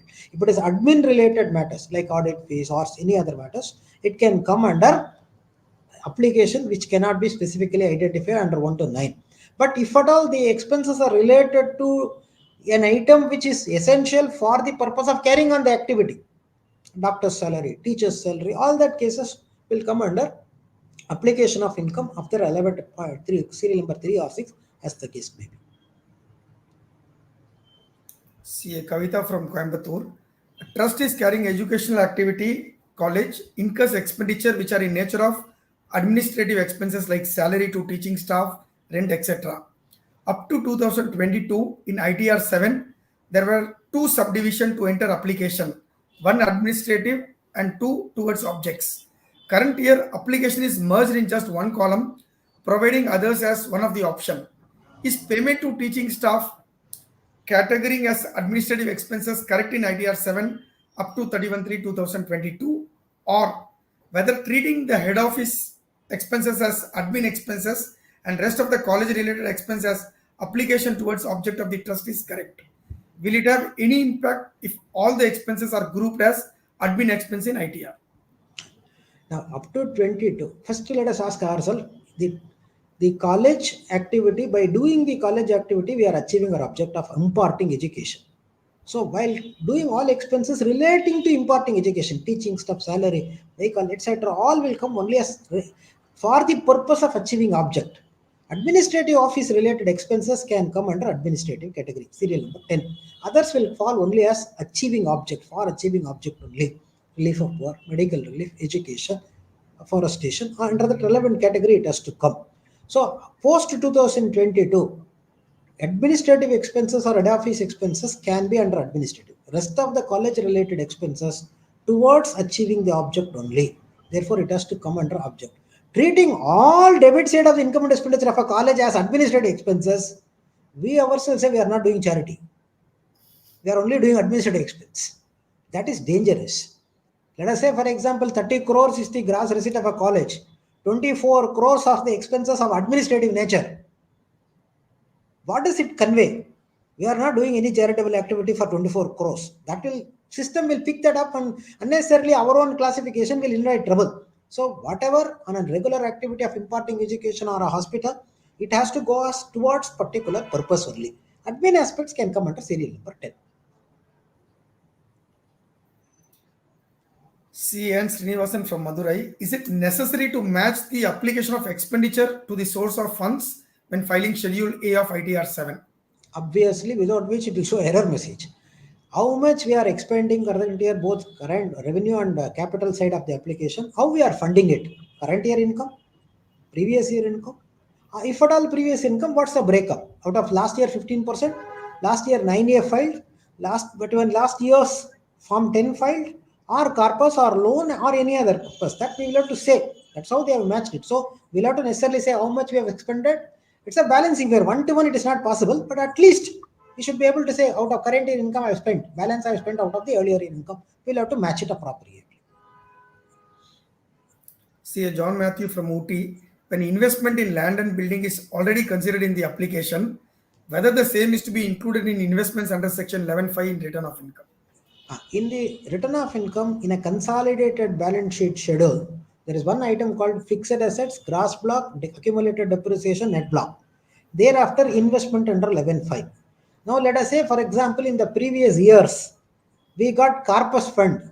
That corpus fund is utilized for the purpose of creating fixed assets in the nature of land and building. Now, corpus fund has to match with 11.5.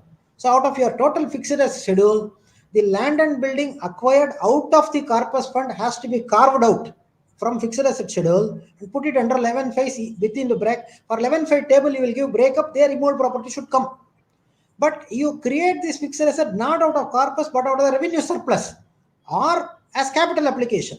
I received 10 lakh rupees, used 7 lakh for revenue transaction. Another balancing money I have used for capital that got accumulated as land and building over a period of years. There is no corpus fund. We have only capital fund. When we have capital fund, that capital fund need not necessarily be represented by 11.5. It can sit in gross block of fixed asset, net accumulated depreciation, net block, permissible. When the assets were acquired out of the corpus fund, it should not sit in the fixed asset schedule. It should come under 11.5. If it is out of the capital fund or the past accumulated revenues which are claimed as application because on a capital account application, that has to come under fixed asset, that need not come under, rather should not come under 11.5. See, Sridhar, a trust runs by a Lions Club was registered under Section 12A, and with donations collected, it constructed a Kalyana Mandapam 10 years back, Kalyana Mandapam 10 years back, and lets out the same at very cheap rate of service. The trust has no other income, and the receipts from Kalyana Mandap is more than 90% of its total receipts, and it has income of rupees 6 lakhs. The trust has got itself registered under Section 12 AB also. Still, the income is not eligible for exemption under Section 11. Does this trust have to file Form 10BB even though the benefit of Section 11 is not claimed? Whether it is to file ITR 7 even though no exemption is claimed, can it choose to file Form 5 as Form 5 permits filing of Form 5? I think some error in the question. If it so chooses, Form 5 requires filing of share percentage as the beneficial owners. That being the case, trust has to file ITR 7, though no exemption is claimed. Okay.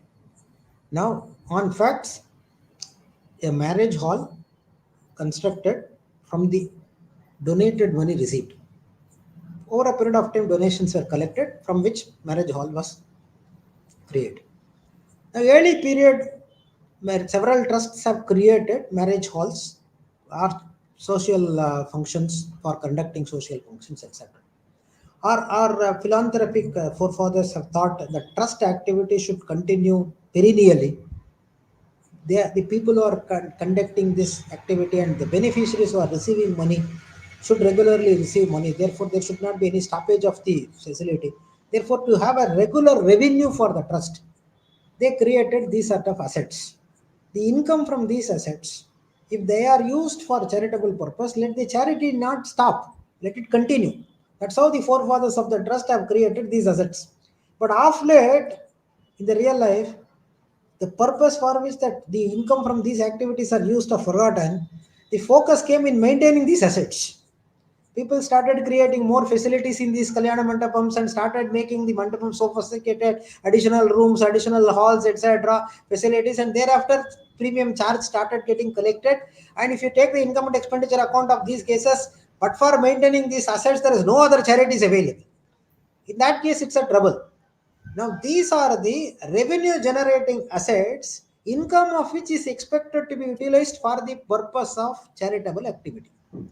Now, there are three ways one can do business in charity. One is incidental business. Another one is not incidental, but however, it can feed charity. And third, by doing itself, we are doing charity. Now, let us take a case where the Kalyana Mandapam is situated in an area where otherwise a similarly placed Kalyana Mandapam is charging 1 lakh per day. This institution charges only 40,000 per day. Whereby we are saying only poor people can avail this facility. We'll screen them, what is their family background, etc. We have adequate record, and then we'll say for 40,000 we are giving this facility to you. Nearby places you will have to pay 1 lakh. By doing which we are achieving charity. If that is established on facts, then we can say it is not that Kalyana Mandapam revenue is taxable under 2/15 proviso. By doing this Kalyana Mandapam activity itself, we are achieving the concept of relief of poor. Therefore, Madras Tribunal, Madras High Court all went on to say, this is eligible. You are able to say, I am feeding the poor people by charging nominal minimum as compared to nearby places higher rates. That itself is amounting to charity. It will not come under 2/15 proviso. It will come under relief of poor. Possible. It's not that Kalyana Mandapam is not entitled for 12, but you will have to demonstrate either we are paying, we are giving this facility at a concessional rate, which when you compare to market rate, or alternatively, we are charging. The money is used alternatively for various objects. This is only feeding charity. In that case also, so long as the income from this activity applied for charitable activities as defined in the object clause of the trust deed, then also it will qualify. In case neither of it is done, we raise revenue, we do not invest or we do not apply for charitable activity, income remains 85% not applied, then only taxability will come. Now in this case, it's only 6 lakh income. So long as it is running at a cheaper rate, etc., then it will qualify, no problem. So opting towards Form 5, the ITR 5 is not warranted. On facts, if they are able to demonstrate they are charging nominal markup and the income is less, And this itself is a relief of poor, therefore ITR 7 possible. Even assuming for a moment they are unable to current year do it, still they can go with ITR 7, pay 30%. Why to go to ITR 5? Give the name of the person who is having AOP share, etc. They can go under ITR 7, pay 30% under 115 BBI, income applied more than 15% accumulated for future. They can pay and get a fit instead of going under ITR 5. That's possible. So you had mentioned comparison with different people of the same trust, or comparison with the other Kalyana Mandapam in the vicinity. In the vicinity, what the similarly placed services are at what rate?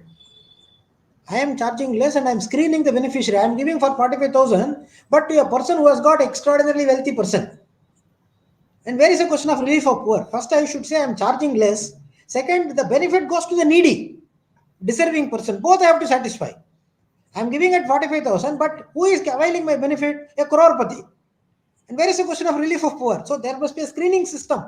The beneficiary, only so and so criteria will be entitled to avail this. Some classification is there, then we are able to get out of it. So that has to be demonstrated. Yeah, to prove actually, it has to be actually demonstrated. Actually, it has to be demonstrated. Next is query by CA Sridhar. Is this to be followed also for a public trust not registered under section 12AB also, which has only say interest from bank of less than rupees 25,000 with a TDS of rupees 2,400, which is spent for religious purpose. It has to file return of income to claim IT refund. It is said that all trusts are to be charged on net income at 30% without deduction of application of income, as it is not registered under section 12AB. Is it so? Now we'll take up a case where a trust is not registered at all. When registration does not take place, 11 does not apply. When 11 does not apply, 115 BBI also does not apply.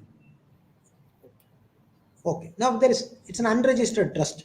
Its application is irrelevant. Its income is only income. You will not qualify for application as a deduction. Income is income. Now income is 25,000. For an unregistered trust, which is an AOP, income is 25,000. ITR 7 will not come because there is no registration. We'll go by ITR 5. 25,000 less than basic limit. Slab limit will apply. It is not that for every AOP necessarily MMR should come. Every AOP will not fall under MMR because let us see the slab rate in the Finance Act. Individual, HUF, AOP, BOI, AJP. If at all in law every AOP should suffer 30%, why should slab rate be applicable for AOP and BOI? So that means AOP need not necessarily always visit with MMR. So it will come under normal rate. Since it is less than basic limit, they can be entitled to get a refund of 2,400. But then how to identify, sir, which EOP are subject to MMR and which are not? We'll have to go to section 164 and 161, 161, 1 capital A, 164 combined we should see. See an AOP where at least one member has income chargeable to a tax rate higher than MMR, the AOP has share not defined, entire income of the AOP will be chargeable at such higher rate. Correct. If the share is defined, that portion of the income attributable to that member will be chargeable at higher rate, balance will be at MMR. So I think we'll have one day separately for AOP. Because we will have one, sir. Rajshekaran sir from Teni, please elaborate the budget proposal with regard to the repayment of bank loans not to be treated as application. Also clarify whether it is applicable for assessment year 23-24. Absolutely correct. For the financial year 22-23 itself, it will be applicable. The amendment has come in the 11. What is that it says? People in the earlier days adventurously said, I borrowed money. With the help of borrowed money, I acquired an asset. Against my regular income, I will claim this as capital contribution, capital application. Some of them said very honestly, no, I have not applied income towards acquiring this asset. I only borrowed money to acquire this asset. Whenever I had income to pay this borrowing, in that year I will claim. So today I acquired 1 crore asset with the help of 1 crore loan. Next 5 years, I've got income, I pay 20 lakh rupees principal back. Next 5 years, I'll claim income used for repaying principal, which in turn was originally used for acquiring an asset for the purpose of a charitable activity. Therefore, in the next 5 years, I'll claim. Fine. Now, government said some people adventurously claimed both capital application with income, with loan. We don't have a data as to who claimed, who did not claim. And therefore, to everybody in the country, we will not allow if the loan is obtained prior to 21 March 21, 31st March 21. Very, very inappropriate provision. Somebody who was honest is now affected. Somebody who is honest is affected. Somebody who is dishonest is better. Already he claimed. What's the problem for him? Somebody who was honest, today he has to suffer. Now what is happening? The loan you claimed prior to 31/3/21, whether you used for asset, you claimed as expenditure or not, we don't know. We don't want to care about it. Any loan borrowed after 1st of April 21 will allow. That too, how many years? For a period of 5 years. You take a building loan of 8 years, first 5 years will be allowed. Beyond that, it will not be allowed. So the loans, if it's a private loan, they can say we are not able to track it. The loan is obtained from bank, what's the problem? The loan is obtained from financial institution or NBFCs. That's all really going to the relevant institution. One cannot make any accounting juggleries. At least to that extent, there can be a carve-out. Accepting loans obtained from banks, financial institutions, public financial institutions or NBFCs. At least that much should have been carved out. And if the assessee is able to demonstrate prior to 21, he did not claim the amount acquired or expended out of the loan, put the ball to assessee's court. If he is able to demonstrate in the year of repayment, let him claim. At least that should have been made to make the law user friendly. But unfortunately, blanket to everyone they have introduced, it of course whereas has to be tested. So now this retrospective amendment by Finance Act 23 from effective from April 22 to March 23 onwards. So therefore, loan borrowed prior to 21, repayment will not qualify. After 21, for a maximum period of 5 years to be qualified. Year of borrowing loan, you expend money, but that's not out of the income, so we will not claim. But that expenditure we have incurred may be in violation of 48(3) or in violation of 48(1)(a). But in the year of repaying, there is no problem, so we will claim it. So in the year of claiming the repayment, we will have to demonstrate in the original year in which the loan borrowed to acquire this, we did not invite 48(1)(a), 48(3). Only then, year of repayment, it will qualify. These are the changes, K, which one has to factor it. So this has been little draconian and it has been affecting a lot of genuine trusts actually. Yeah, no doubt about it. One has to make additional representatives. At least in the next year, there is a retrospective amendment for financial year 22-23. I learned there were some representations made, sir, but it didn't fructify actually. Yeah, actually, we will have to continue. We should be perseverantly follow it up. John Matthew from Ooty, loan payments in financial year 22-23 for loans availed before 31/3/21 is not permitted as an application of income. In the year of investment in fixed asset, the same against loan was not considered an application.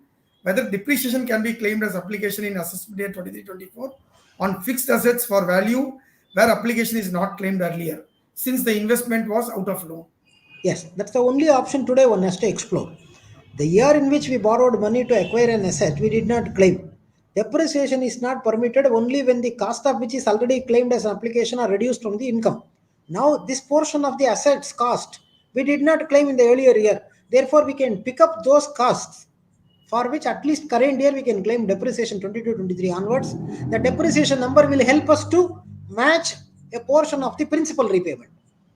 To that extent that the impact can be mitigated. So the backlog depreciation can be claimed, right, sir? To that extent, to the extent to which the assets acquired out of loan for which no claim for the application of income made, to that extent it is permissible. Okay. See, Rakesh from Coimbatore, where should we disclose the income resulting from non-application of accumulated funds after expiry of the accumulation period? So 11.2 table is there. How much in the last 5 years, 6 years and current including 7th year, how much opening current year, etc. not utilized, that we will have to fill up. Automatically it comes under the 115 BBI table. The income component comes as 30%, unutilized portion. From this table, automatically it goes to 115 BBI table for working out 30%.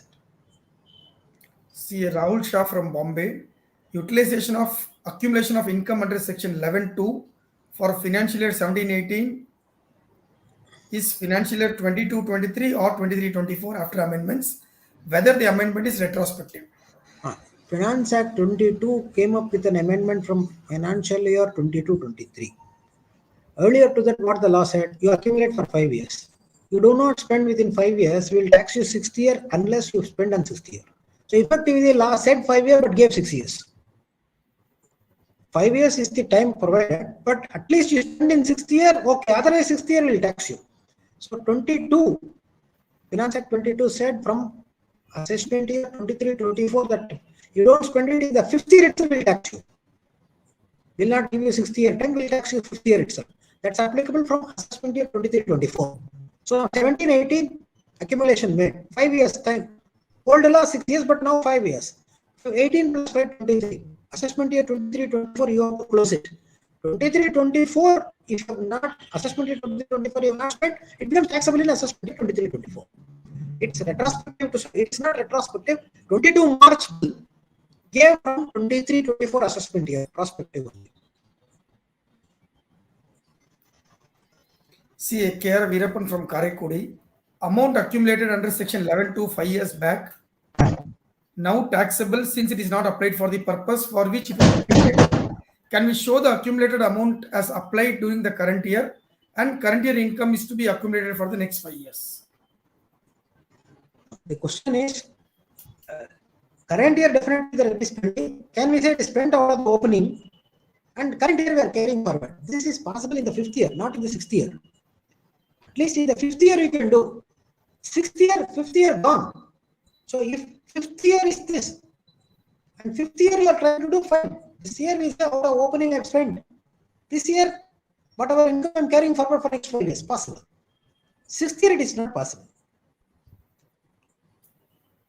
See a Kavita from Coimbatore. A case scenario: donation received rupees 20 lakhs, expense incurred 25 lakhs, actual amount paid rupees 23 lakhs. As per ITR 7 format under sources of application, after the expenses incurred are provided, A, income from current year 20 lakhs, 20. from accumulation during previous year 5 lakhs, add not paid during the year 2 lakhs, net expense allowed as application 18 lakhs. Question: the ITR indirectly takes up sources like FIFO if we are adopting income and expenditure method, although I have actually incurred or paid expense amount in excess of income earned during the current year. Any outstanding payable or paid during the year is added to current year income only. 2. If method is under receipt and payment basis, then this issue does not arise. Why such different treatment? 3.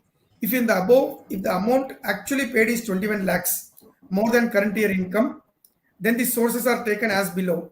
Income from current year 20 lakhs, accumulation during previous year 5 lakhs, add not paid year 4 lakhs, net expense allowed as application 16 lakhs.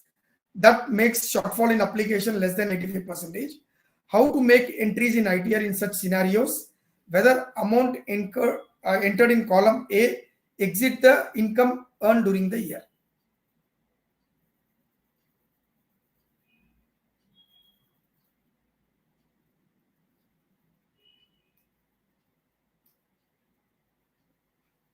I think we got disconnected.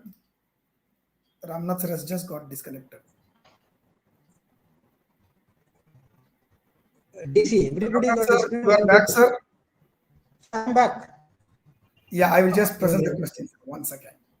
Everybody got disconnected, only we two. It is 2 Pardon, hours sir? over. 2 hours over. We'll try to take the ones which are there in the Word file, sir. Okay, no. Whether because of the 2 hour over, whether we got disconnected? No, nothing to do with that, sir. No, sir, no. Okay, fine.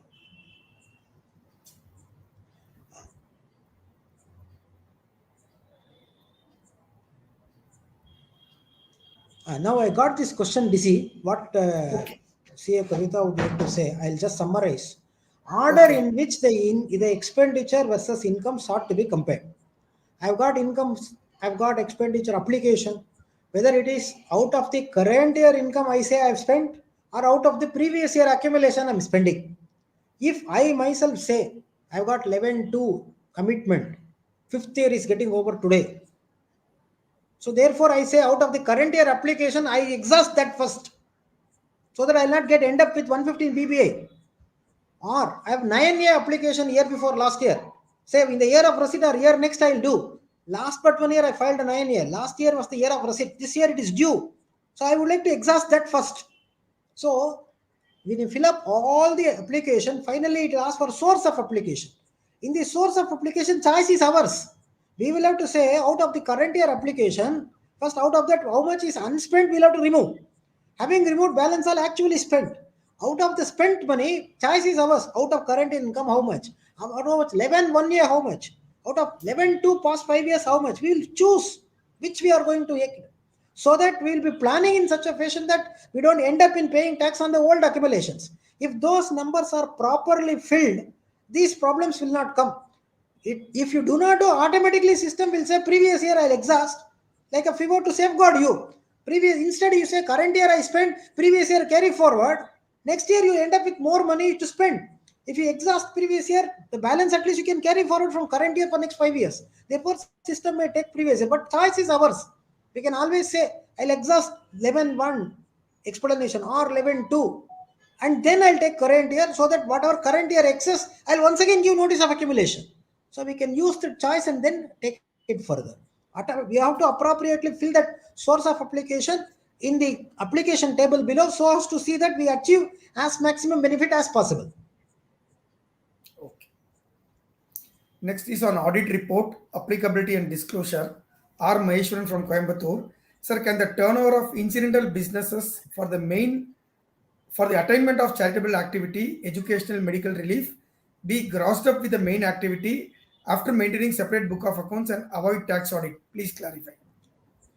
Our friend says for the incidental business, I will not take net income, I will take the gross income. Treat at par with the educational activity. I will not do tax audit under 44AB. I will give only form number 10B or 10BB as the case may be. Not advisable. After every 5 years, you will have to go and meet for regular renewal of your registration. In the regular registration application form, it will say if you have incidental business under 11.4 turnover exceeding 1 crore or 10 crore as the case may be, whether you have attached in the relevant year form number 3C, B, 3CD. If so, give a proof. They'll ask for it. That time you will have to land in trouble. Therefore, it is not advisable to do so. See, Radha from Kakinada. Trust having 12 an FCRA registration during the year 22-23. No foreign contributions amount received, but only small amount of interest credited in FC bank account. Do we need to file form 10B? Our institute technical guide clearly says what is the meaning of foreign contribution. You maintain a designated bank account for FCRA. You don't receive anything during the year, but the interest on the savings bank account is also considered as foreign contribution only. So that means this trust, to the extent of the interest on SP account, received FC. Once you have an FC, you will have to file form number 10B only, not 10BB. So therefore, it will come under 10B. See, Vidya from Chennai. Reporting of related party transactions in the audit report. Whether rental paid to trustees gets covered for reporting in the audit report. Now, until 22 March, our job was only to report the transaction value. We are not required to say whether it is reasonable or unreasonable. We'll have to say the transaction value of all the reported related party transaction. From 23 March, our job is to say how much is unreasonable. And our job is to say only when it is unreasonable.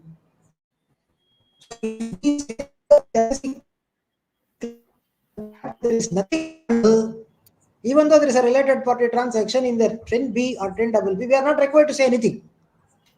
So the responsibility is on a higher side now. Subsequently, if it is found that it is unreasonable, they will say you have not even mentioned. Previously, our job is only to say this is a transaction, you decide reasonable or unreasonable. Our job is only to say this is a fact. But this year, we have to also say this is the transaction in which unreasonableness is this much. But it's reasonable, we don't need to fill the table at all. So that means we'll have to safeguard ourselves. Though we don't say anything, they are reasonable. Get a proof that it is reasonable. Keep it in a working paper. Get an MRL that this is the reasonableness. Therefore, we are not reporting under these columns. That only will save the auditor later on. See, Muralidharan from Coimbatore. Where to disclose the cost of capital expenditure incurred for the objects of the trust in Form 10B as expenditure towards relief to the poor or under any other application? Now, I'll see the object. Object is whether our relief of poor, or medical relief, or advancement of any other object of general public relief. On that, first you will fill up the amount. What the loss is, what their form says, either bank or cash. Now we will have one more column and how much payable. This to tally with income and expenditure account. That total we have to remove from that total. Now, after ascertaining all this, removing the payable, adding the previous year payable paid during the year, and removing to the extent of 40A, 1A, 40A, 3, etc. Finally, for that we'll have to give a breakup, whether capital how much, revenue how much. It is not that relief of poor or medical relief. Their respective object, you have to say both capital and revenue. Afterwards, for the total, we have to say on a breakup how much capital, how much revenue. So they are not mutually exclusive. If we give in relief of poor, we don't need to give in capital expenditure. Even for a relief of poor, we give some capital on our capital account, on our revenue account. We have to then bifurcate from the total capital how much, revenue how much. That we have to say below. First, object wise, we have to say how much we are expending. Then for which, how much capital, how much revenue for total as a whole, we have to say at the bottom. See, Rajshekhan from Theni, educational trust in existence since 2007, obtained provisional registration, not yet applied for permanent registration. What will be the consequence when we report as not applied in our audit report 10BB against column 10.3? Fine. Two way we can see. In 2007 onwards, this is there. But whether this trust has got registration under 12A and in a subsequent round, when the renewal took place, they gave it as a provisional registration, inadvertently, erroneously as a typographical error, or until 2021 it never got registered. Post 2021 only first time it went for registration. Therefore, they obtained provisional registration for 3 years. Two ways could be. If at all there's a typographical error, as we discussed earlier, it is not provisional, it's regular for next 5 years, no problem. 21 onwards, 5 years, no problem. If at 21 onwards only it went first time for registration for provisional. Now what happens? It's provisional for 3 years. But from the day you commence an activity, within a period of 6 months from the end of the month, it ought to have applied for regular registration. Otherwise, what will happen? If at all it has not applied, it has to apply immediately and ask for a condonation.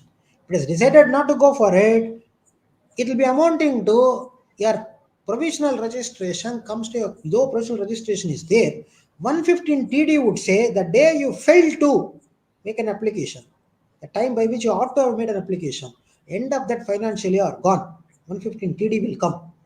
That day, 23 March, you will have to ascertain the market value of the assets, ascertain revaluation surplus, pay tax. So in an audit report, you say not applied in column number 10.3, case will be picked up for scrutiny. And you, unless you make an application, get it regularized with a condonation, what will be the consequence? 115 TD will come. The day 31st March is the time by which you will have to calculate the exit tax. That is going to be draconian. Therefore, if they are interested to get the benefit, ideal to apply with condonation, fill up that data with a note that with condonation they have applied would be the better way instead of giving it not applied. CA Selva Shiva Shankari from Tutukorin, how to file condonation of delay in filing Form 10B for financial year 21-22 as online facility is not available in the portal. It is only offline application. We have to prepare the reply. We have to prepare the letter application for condonation of delay for a state of respective state headquarters. We have one commissioner of exemption income tax. For them, we have to file in paper mode. They will consider based on the facts and they will give the relief. CAM Saravanan from Madurai, a charitable trust with foreign contribution income for which Form 10B is applicable. The activity is purely charitable. There is no activity relatable to Section 11.4 or 11.4A. In such case, whether we need to attach income and expenditure account balance sheet along with Form 10B. Whether we have business or no business. Business is there, 44AB will come. Business P&L balance sheet will come along with it. No business is there, along with 10B or 10BB, we will have to give the income and expenditure account audited financials together with the notes, etc. That we will have to give. Merely because business is not there, financials of the charitable trust cannot be dispensed with. That has to necessarily go with along with 10B or 10BB as the case may be. See, KR Veerappan from Karaikudi, if the donors are not willing to give the basic details for substantial contributions, can we report the same in the main audit report? Nothing prevents an auditor to report it. Music will be faced by the trust, but auditor can always report if there is adequate information not available. See, Dishanti from Madurai, how should the Form 9A be filed in the previous year to deal with Form 10B? In 10B itself, there is a column that is scheduled DDA in the return similar to that. How much last year, last but 1 year, we are to that year, we have filed. Out of that, how much we have applied, how much carried forward, how much taxed, balance current year, how much we are offering to tax under 115 BBA, automatically it go to 115 BB schedule. So in 10B or 10BB, the tables are available to pick up this particular information. There appropriately it can be dealt with. The next question is land received as gift previously. How should the same be dealt with in the Form 10B? The query gives that it was omitted to be captured in the balance sheet. That's how it sounds. Previously, it is received. Or That maybe means there it was was no value and they missed, sir. or land has come, books of account doesn't contain a value for it. So in Correct, which correct. scenario, if we have to see the title deed, if it has come with a corpus, now you incorporate with a nominal value, corpus as well as land in the books of account, make a note in 10B past entry, omitted to be recorded, came in the current year books, give one number information in 10B main report. That's all. See a Parthiban from Madurai. Condemnation of delay for filing 10B to be filed with whom for delay of more than 3 years. Board. Up to 1 year CIT, 1 to 3 years CCIT, thereafter board. Thereafter, Board. okay, board. CBDT. CBDT. Correct.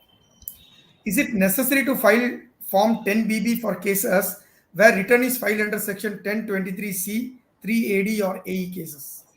1023C class 383 AE cases are less than 5 crores, medical or education institution, no approval required.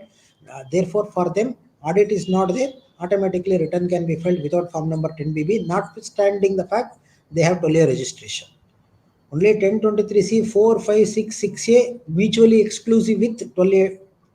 1023 380 if 3AE cases, even if they have 12A, they are entitled to go under 1023C 380 3AE. They can go with normal return, but only thing is their due date will be 31st of July. Today we file it without anything, then obviously 1000 rupees that filing fee would come. Other than that, no other consequences. Audit report not warranted. C.A. Sridhar, whether details of substantial donors mandatory in Form 10BB? Substantial donor, of course, board has come up with a circular toning down the requirement to say current year who has paid that 50,000 above exceeding 50,000, their detail you give from the beginning of the day trust created to until the last year, you don't need to call out. Current year, whoever given exceeding 50,000 you give. Their relative, the concern in which they are their relative have got substantial interest. If available, you give. If not required to be worried about. That board has toned down the circular last week. At least to that extent, it can be given. C.A. Venkatraman J. Corpus fund received in financial year 22-23 can be shown in the form, but where to show the investment of the same in FD in the same year? Similarly, where to show last year carried over spent this year, Form 9 filed last year, and current year to be carried over next year, Form 9 will be filed soon. The above are not forming part of corpus fund. No, I think this corpus fund received in the current financial year, you have both in 10B as well as 10BB as well as ITR 7 columns to capture the corpus fund. From that, what is received the current year, how much remaining in 11.5 you can present. Similarly, 9A form it is 9A, it is not 9, it is 9A. Last year, current year, the table D and DA of the return corresponding form you can fill up properly to capture this information. The Venkatesan, address of the 12A registration is in Chennai, but the trust is operating in Trichy. Whether separate intimation to be given to the ITO, whether the address of all the branches have to be given in Form 10BB. Separate information is required only where the registered office is one place, books are maintained in another place. Operations can be in different places that need not be communicated to ITO. And address of all branches, like similar to our 44AB report, in 10BB there is no requirement to give all the branches where they are operating, not required to be given. See, Venkatesan, whether corpus fund received during the year can be invested in a residential property for the purpose of trust. Now, section 11 subsection 5 is the mode in which one has to invest the corpus fund. 11.5 says immovable property as 11 subsection 5 class 10. So immovable property is one of the mode by which one can make. You are able to demonstrate that immovable property is used for charitable purpose. Suppose the trust has got hospital. The residential property is used as a quarters for the doctors. This is also a removable property used for the objects of the trust. Therefore, it will qualify. Nothing wrong in investing in a residential property, but one has to demonstrate that is used for charitable purpose. That's all. Disqualification under section 12AB4. See, Gopalakrishnan from Coimbatore. Schedule other law violation. For the previous year, there was delay in filing Form 10B. Hence, the demand raised by department. Continuation of delay submitted awaiting response. Do we need to disclose this? This will not come under other law violation. What is contemplated in 12AB4 is any other law other than Income Tax Act. So therefore, this will not come under that. Avinash Lingam from Coimbatore. Will a person donating rupees 50,000 be a specified person or a person donating rupees 50,001 will be a specified person? Very good question, making us to be very precise. The section uses the language exceeding 50,000. Exactly 50,000 will not fall under that category. Exceeding 50,000 is the language employed in the Act. Therefore, 50,001 or 50,000 above, even 50,000 rupees and 50 paise also can come. So it is 50,001 which is called as Necessary for application of that particular provision. others, including ATG. Devraj Mohan from Coimbatore. CSR and ATG. Is it possible for a company to claim ATG donations for contributions made for CSR activities? Contribution made for CSR activity under explanation 2 to section 37, 1 we are disallowing it. Subsequently, gross total income, from gross total income we are claiming ATG. So long as the company did not opt for a concessional rate, nothing prohibits them. We are not claiming double time. CSR disallowed. Eligible quantum, eligible amount, we are claiming CSR under ATG. So long as the person to whom we have given money is otherwise eligible to grant ATG certificate, we are entitled to claim. Tribunal judgments are allowing this. Avinashi Lingam from Coimbatore. For a donation received, if only name and PAN are available and address not available, can such donation be entered in Form 10BD? 10BD we have filed already, but still today we'll discuss. Address is a mandatory field without which it is not possible to file. If a trust is registered under Section 12A and not under Section 80G, are they required to file Form 10BD? 10BD is a requirement only when you are willing to give ATG benefit to the person who gave money. When you are not even entitled, you are not even registered under ATG, you will not be able to give ATG benefit to the other person. Therefore, Form 10BD will not apply. Shankaran from Coimbatore. People are giving amounts exceeding rupees 2,000 to temples as donations. Whether ATG deduction possible for the donations only at temples? Receipts are available with PAN number. If a person gives cash exceeding 2,000, the other person will not be able to give ATG benefit. That's part 1. 2, whether the temples are entitled to. Generally, religious trusts are not entitled for ATG benefit. But exceptionally, certain religious institutions of a renowned nature, like Srirangam temple, like Sabarimala temple, where ATG itself recognize such renowned temple. Those cases, if they obtain ATG for those temples, people contributing for them will be entitled. But in that case also, if they go and give 2,000 above in cash, then they will not be entitled. So receipt cannot be a basis, it is a criteria which matters. Yes. Chandra from Coimbatore. A trust which carries support relating activity to HIV people and cleanliness of public toilets and places. During their campaign, some people donate for the cause but not able to produce any verification ID but have address, hence not able to file Form 10BD. How to reflect this difference in ITR? Nowhere the law says your whatever donation you receive, you have to necessarily report under 10BD, and that should only come under ITR. In ITR and 10BB itself, we accept starting line for the voluntary contribution is 10BD. Afterwards, several other columns are say these are all not in 10BD. Still, we are giving reason as to why we have not included in 10BD, but still they are voluntary contributions. Addresses are there. Only limited proofs are there in 10BD. Other proofs you would have obtained. We may not be interested to give them ATG, therefore we have not included in 10BD. But we have proof to say that's not anonymous donation. Therefore, we can bring under relevant columns of ITR as voluntary contribution received. It is not that 10BD and your voluntary contribution as a books ITR audit report need to match. Not necessary. From starting point of voluntary contribution is 10BD. Afterwards, you can have other categories to say, for these people I have not given ATG, but they are all explainable. Lastly, voluntary contribution in the nature of anonymous. Aggregated voluntary contribution should match. Out of which, how much FC, how much local, we have to bring it up. That's all. Also for the same trust, grants received from TANSACs. When contacted, grants are not donation and hence PAN or any identification is not necessary. Whether grant received should also be included in Form 10BD. If not, how to show the reconciliation in Form 10B. Whether it can be grouped under donations from trust or institutions not eligible for deduction. Fine. Now 10BD talks about voluntary contribution. Now grant, the other person is anyways not going to claim ATG. Why should we give ATG related? So 10BD we don't need to include. But ITR and 10BB classes are there to say from 10BD how much additionally we have received. The relevant category, grants received under that category, we can fill up this and match it. It's not that it's a fault that we have not included in 10BD. 10BD, wherever I have been saying the right from beginning, if a trust says anybody who gives less than 5,000 rupees, I will not give 80G because it's costly affair for me. I have to maintain so many things. Anybody who gives more than 5,000, I'll give 80G. Less than that, I'll group it separately. I'll not issue 80G. Therefore, I'll not include them in 10BD at all. It's a call of the trust. I have to prove that they are not anonymous. I can have any other proof to say this person has given me 4,500. This is the name and address.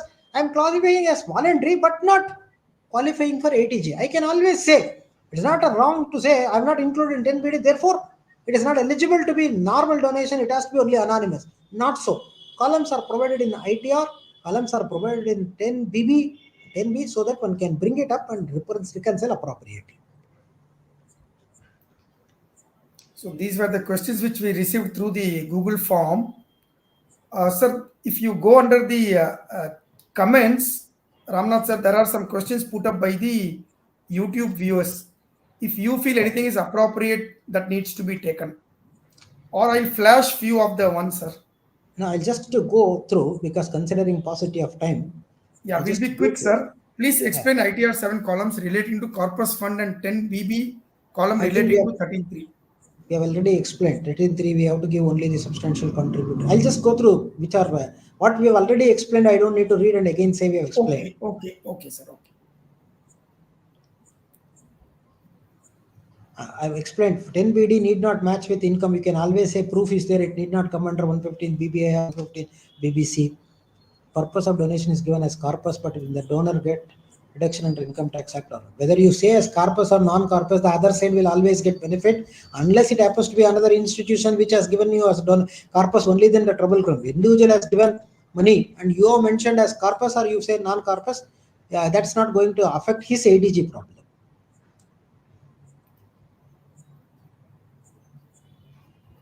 Balance amount left out of corpus received during the year. If the corpus is received during the year, you kept in 11 file, fine. If you have not kept in 11 file, don't call it as a corpus. Regular income and employee 85% employee, if not carry forward. So therefore, automatically it will not fit under 115 BPI. If there is only FD interest, certificate is available, less than 2.5 lakh rupees, still 115 BBI would apply because that 2.5 lakh, 85% you should apply, otherwise carry forward.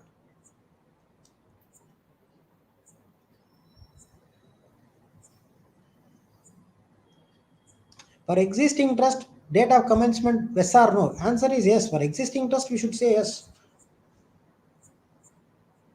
What happens if 10B is filed instead of 10BB? Better revise it. Otherwise, what will happen? They'll say your gross receipt is less than 5 crore as per the return you have filed.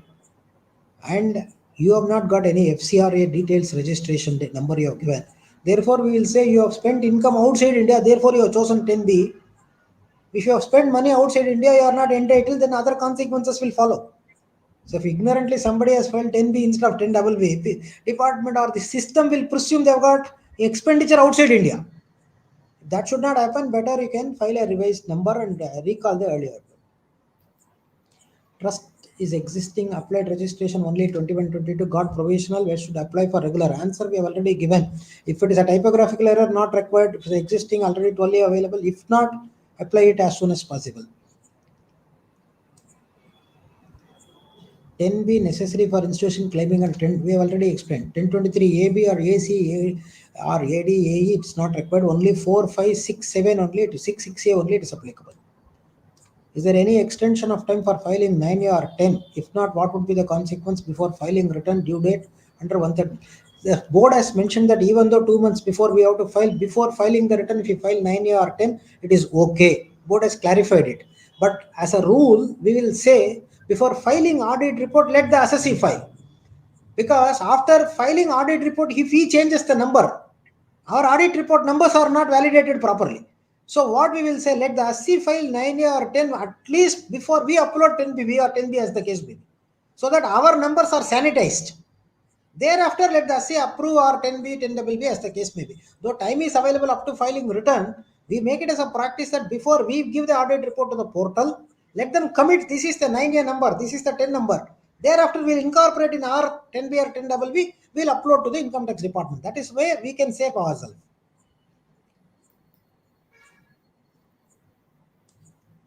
limit of 5 crore applicable for file in 10B as per the recent notification. That is as per the form itself. Form says 10B where it should come, 10BB where it should come. There itself that income 5 crore is what is mentioned there. Trust not paid GST, as on what will be the implication?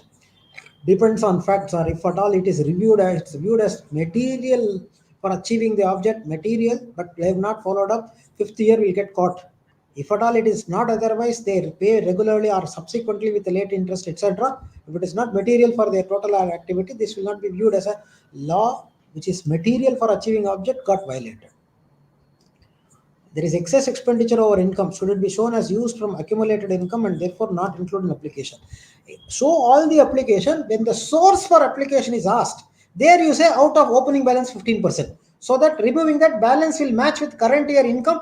Income will be, net income will be 0. That breakup we have to give. That's all. How to treat depreciation? If the depreciation is on an asset which is already claimed as full cost as application, depreciation is only book entry. We can't claim. If the asset is not claimed as depreciation because it is purchased out of loan prior to 2001, therefore we did not claim, we are entitled to claim depreciation even today for 22-23 financial year thereafter. For a fixed deposit interest receipt, which is also accumulated in deposit itself, how does it create an issue in application of income and solution therefore? You did not have money. If that's the only revenue, how will you explain? How will you spend 85%? Therefore, Form 9A you have to fill up and say, I have earned income, but I have not got money with me to spend 85% out of it. Therefore, permit me to spend it in the year of receipt of this income or year thereafter. So, file form number 9A, that problem gets solved. Application in form number 10AB was rejected on 7/9. Again, we tried to apply. Its approval already exists. What to do? Wait for some more time.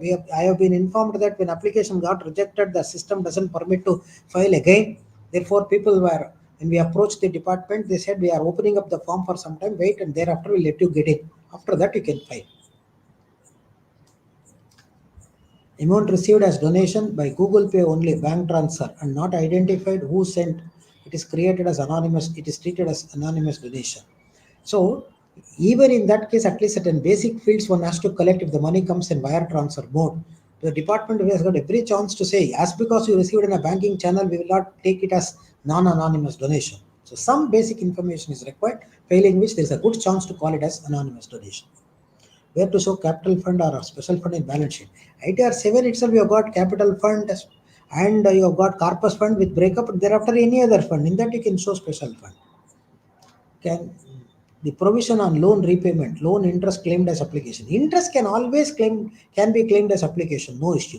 Coming to the principal, if the original loan is obtained prior to 21, used for application or creation of an asset, then after 21, any repayment, 22, 23 onwards, the loan repayment will not qualify. So if we claim depreciation, to the extent of depreciation, the income will come down. To that extent, the application, the amount paid for loan, the trust will not find any cash flow difficulty. If the depreciation is less, whereas your loan obligation is more, what to do? Immediately go and renegotiate the period of loan. At least to that extent, there will not be choking. That is what the trust has to do. Trust is running medical center having gross receipt of 80 lakhs, have loan loss of 12 lakhs. The net income does not exceed the maximum amount not chargeable. Audit is not required. The trust is having medical center. We call this activity itself is charity. So gross receipt is 80 lakh. That's the gross income. That's the income. That exceeds basic limit. Therefore, audit is warranted. It is a net surplus. It is not net surplus. It's an income of the medical center.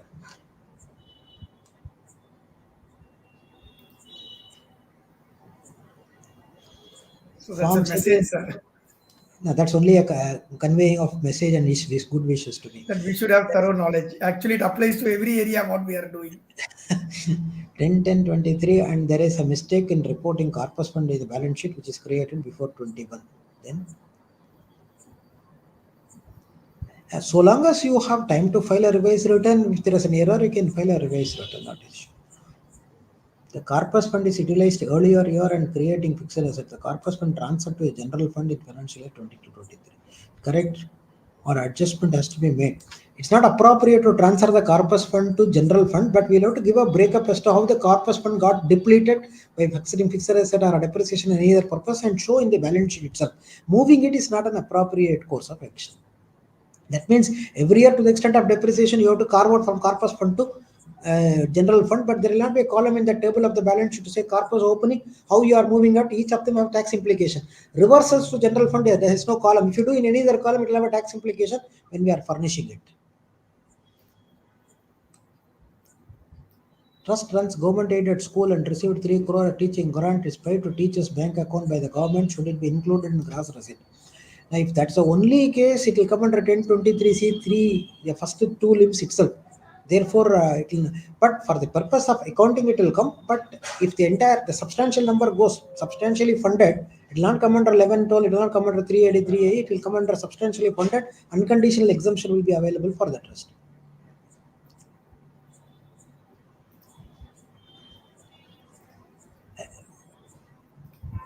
I think we have answered ITR the 7 and 10B filed on 10/10/2023, and there is a mistake in reporting the corpus fund in balance sheet, which is We created saw the before. same question. We Same saw the question. same question, and we said we can file revised return if they want to correct it.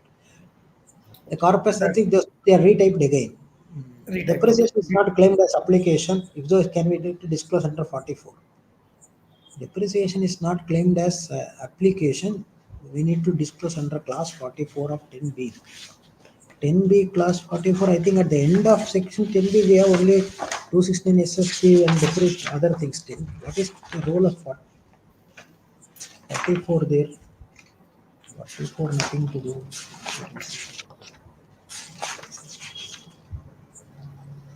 Whether any claim of depreciation otherwise has been allowed in the explanation. Now that will be only a case where you have already claimed the entire cost of the asset as acquisition of asset itself as application. Further, the depreciation is sought to be claimed, we have to mention. The original cost of the asset is not claimed as acquisition. Depreciation thereof is not coming under the class 44.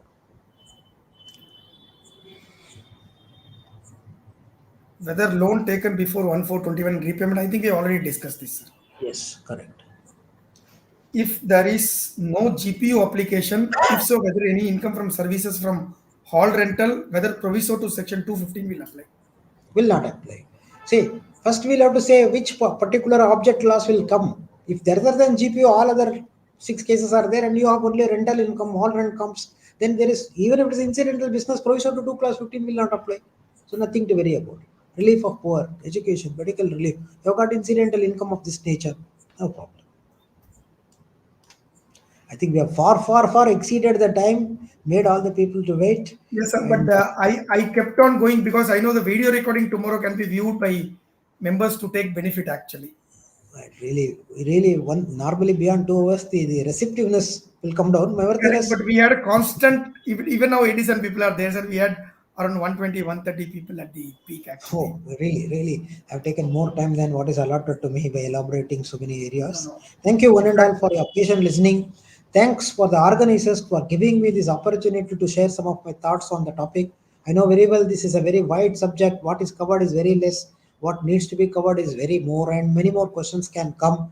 And whatever little I know, I have shared in this particular podium. And thanks a lot for all patient listening and the opportunity. Last line to say, many occasions the trust believes that they are not taxable entities. Whatever be the plus and minus, end of the day, taxable income should become zero. They have been so conditioned. And they always come before us and say, we are doing charity. They are expecting us to do charity to them. Either in terms of providing fees, charging fees, or providing services, we should not charge more or we should be considerate, etc.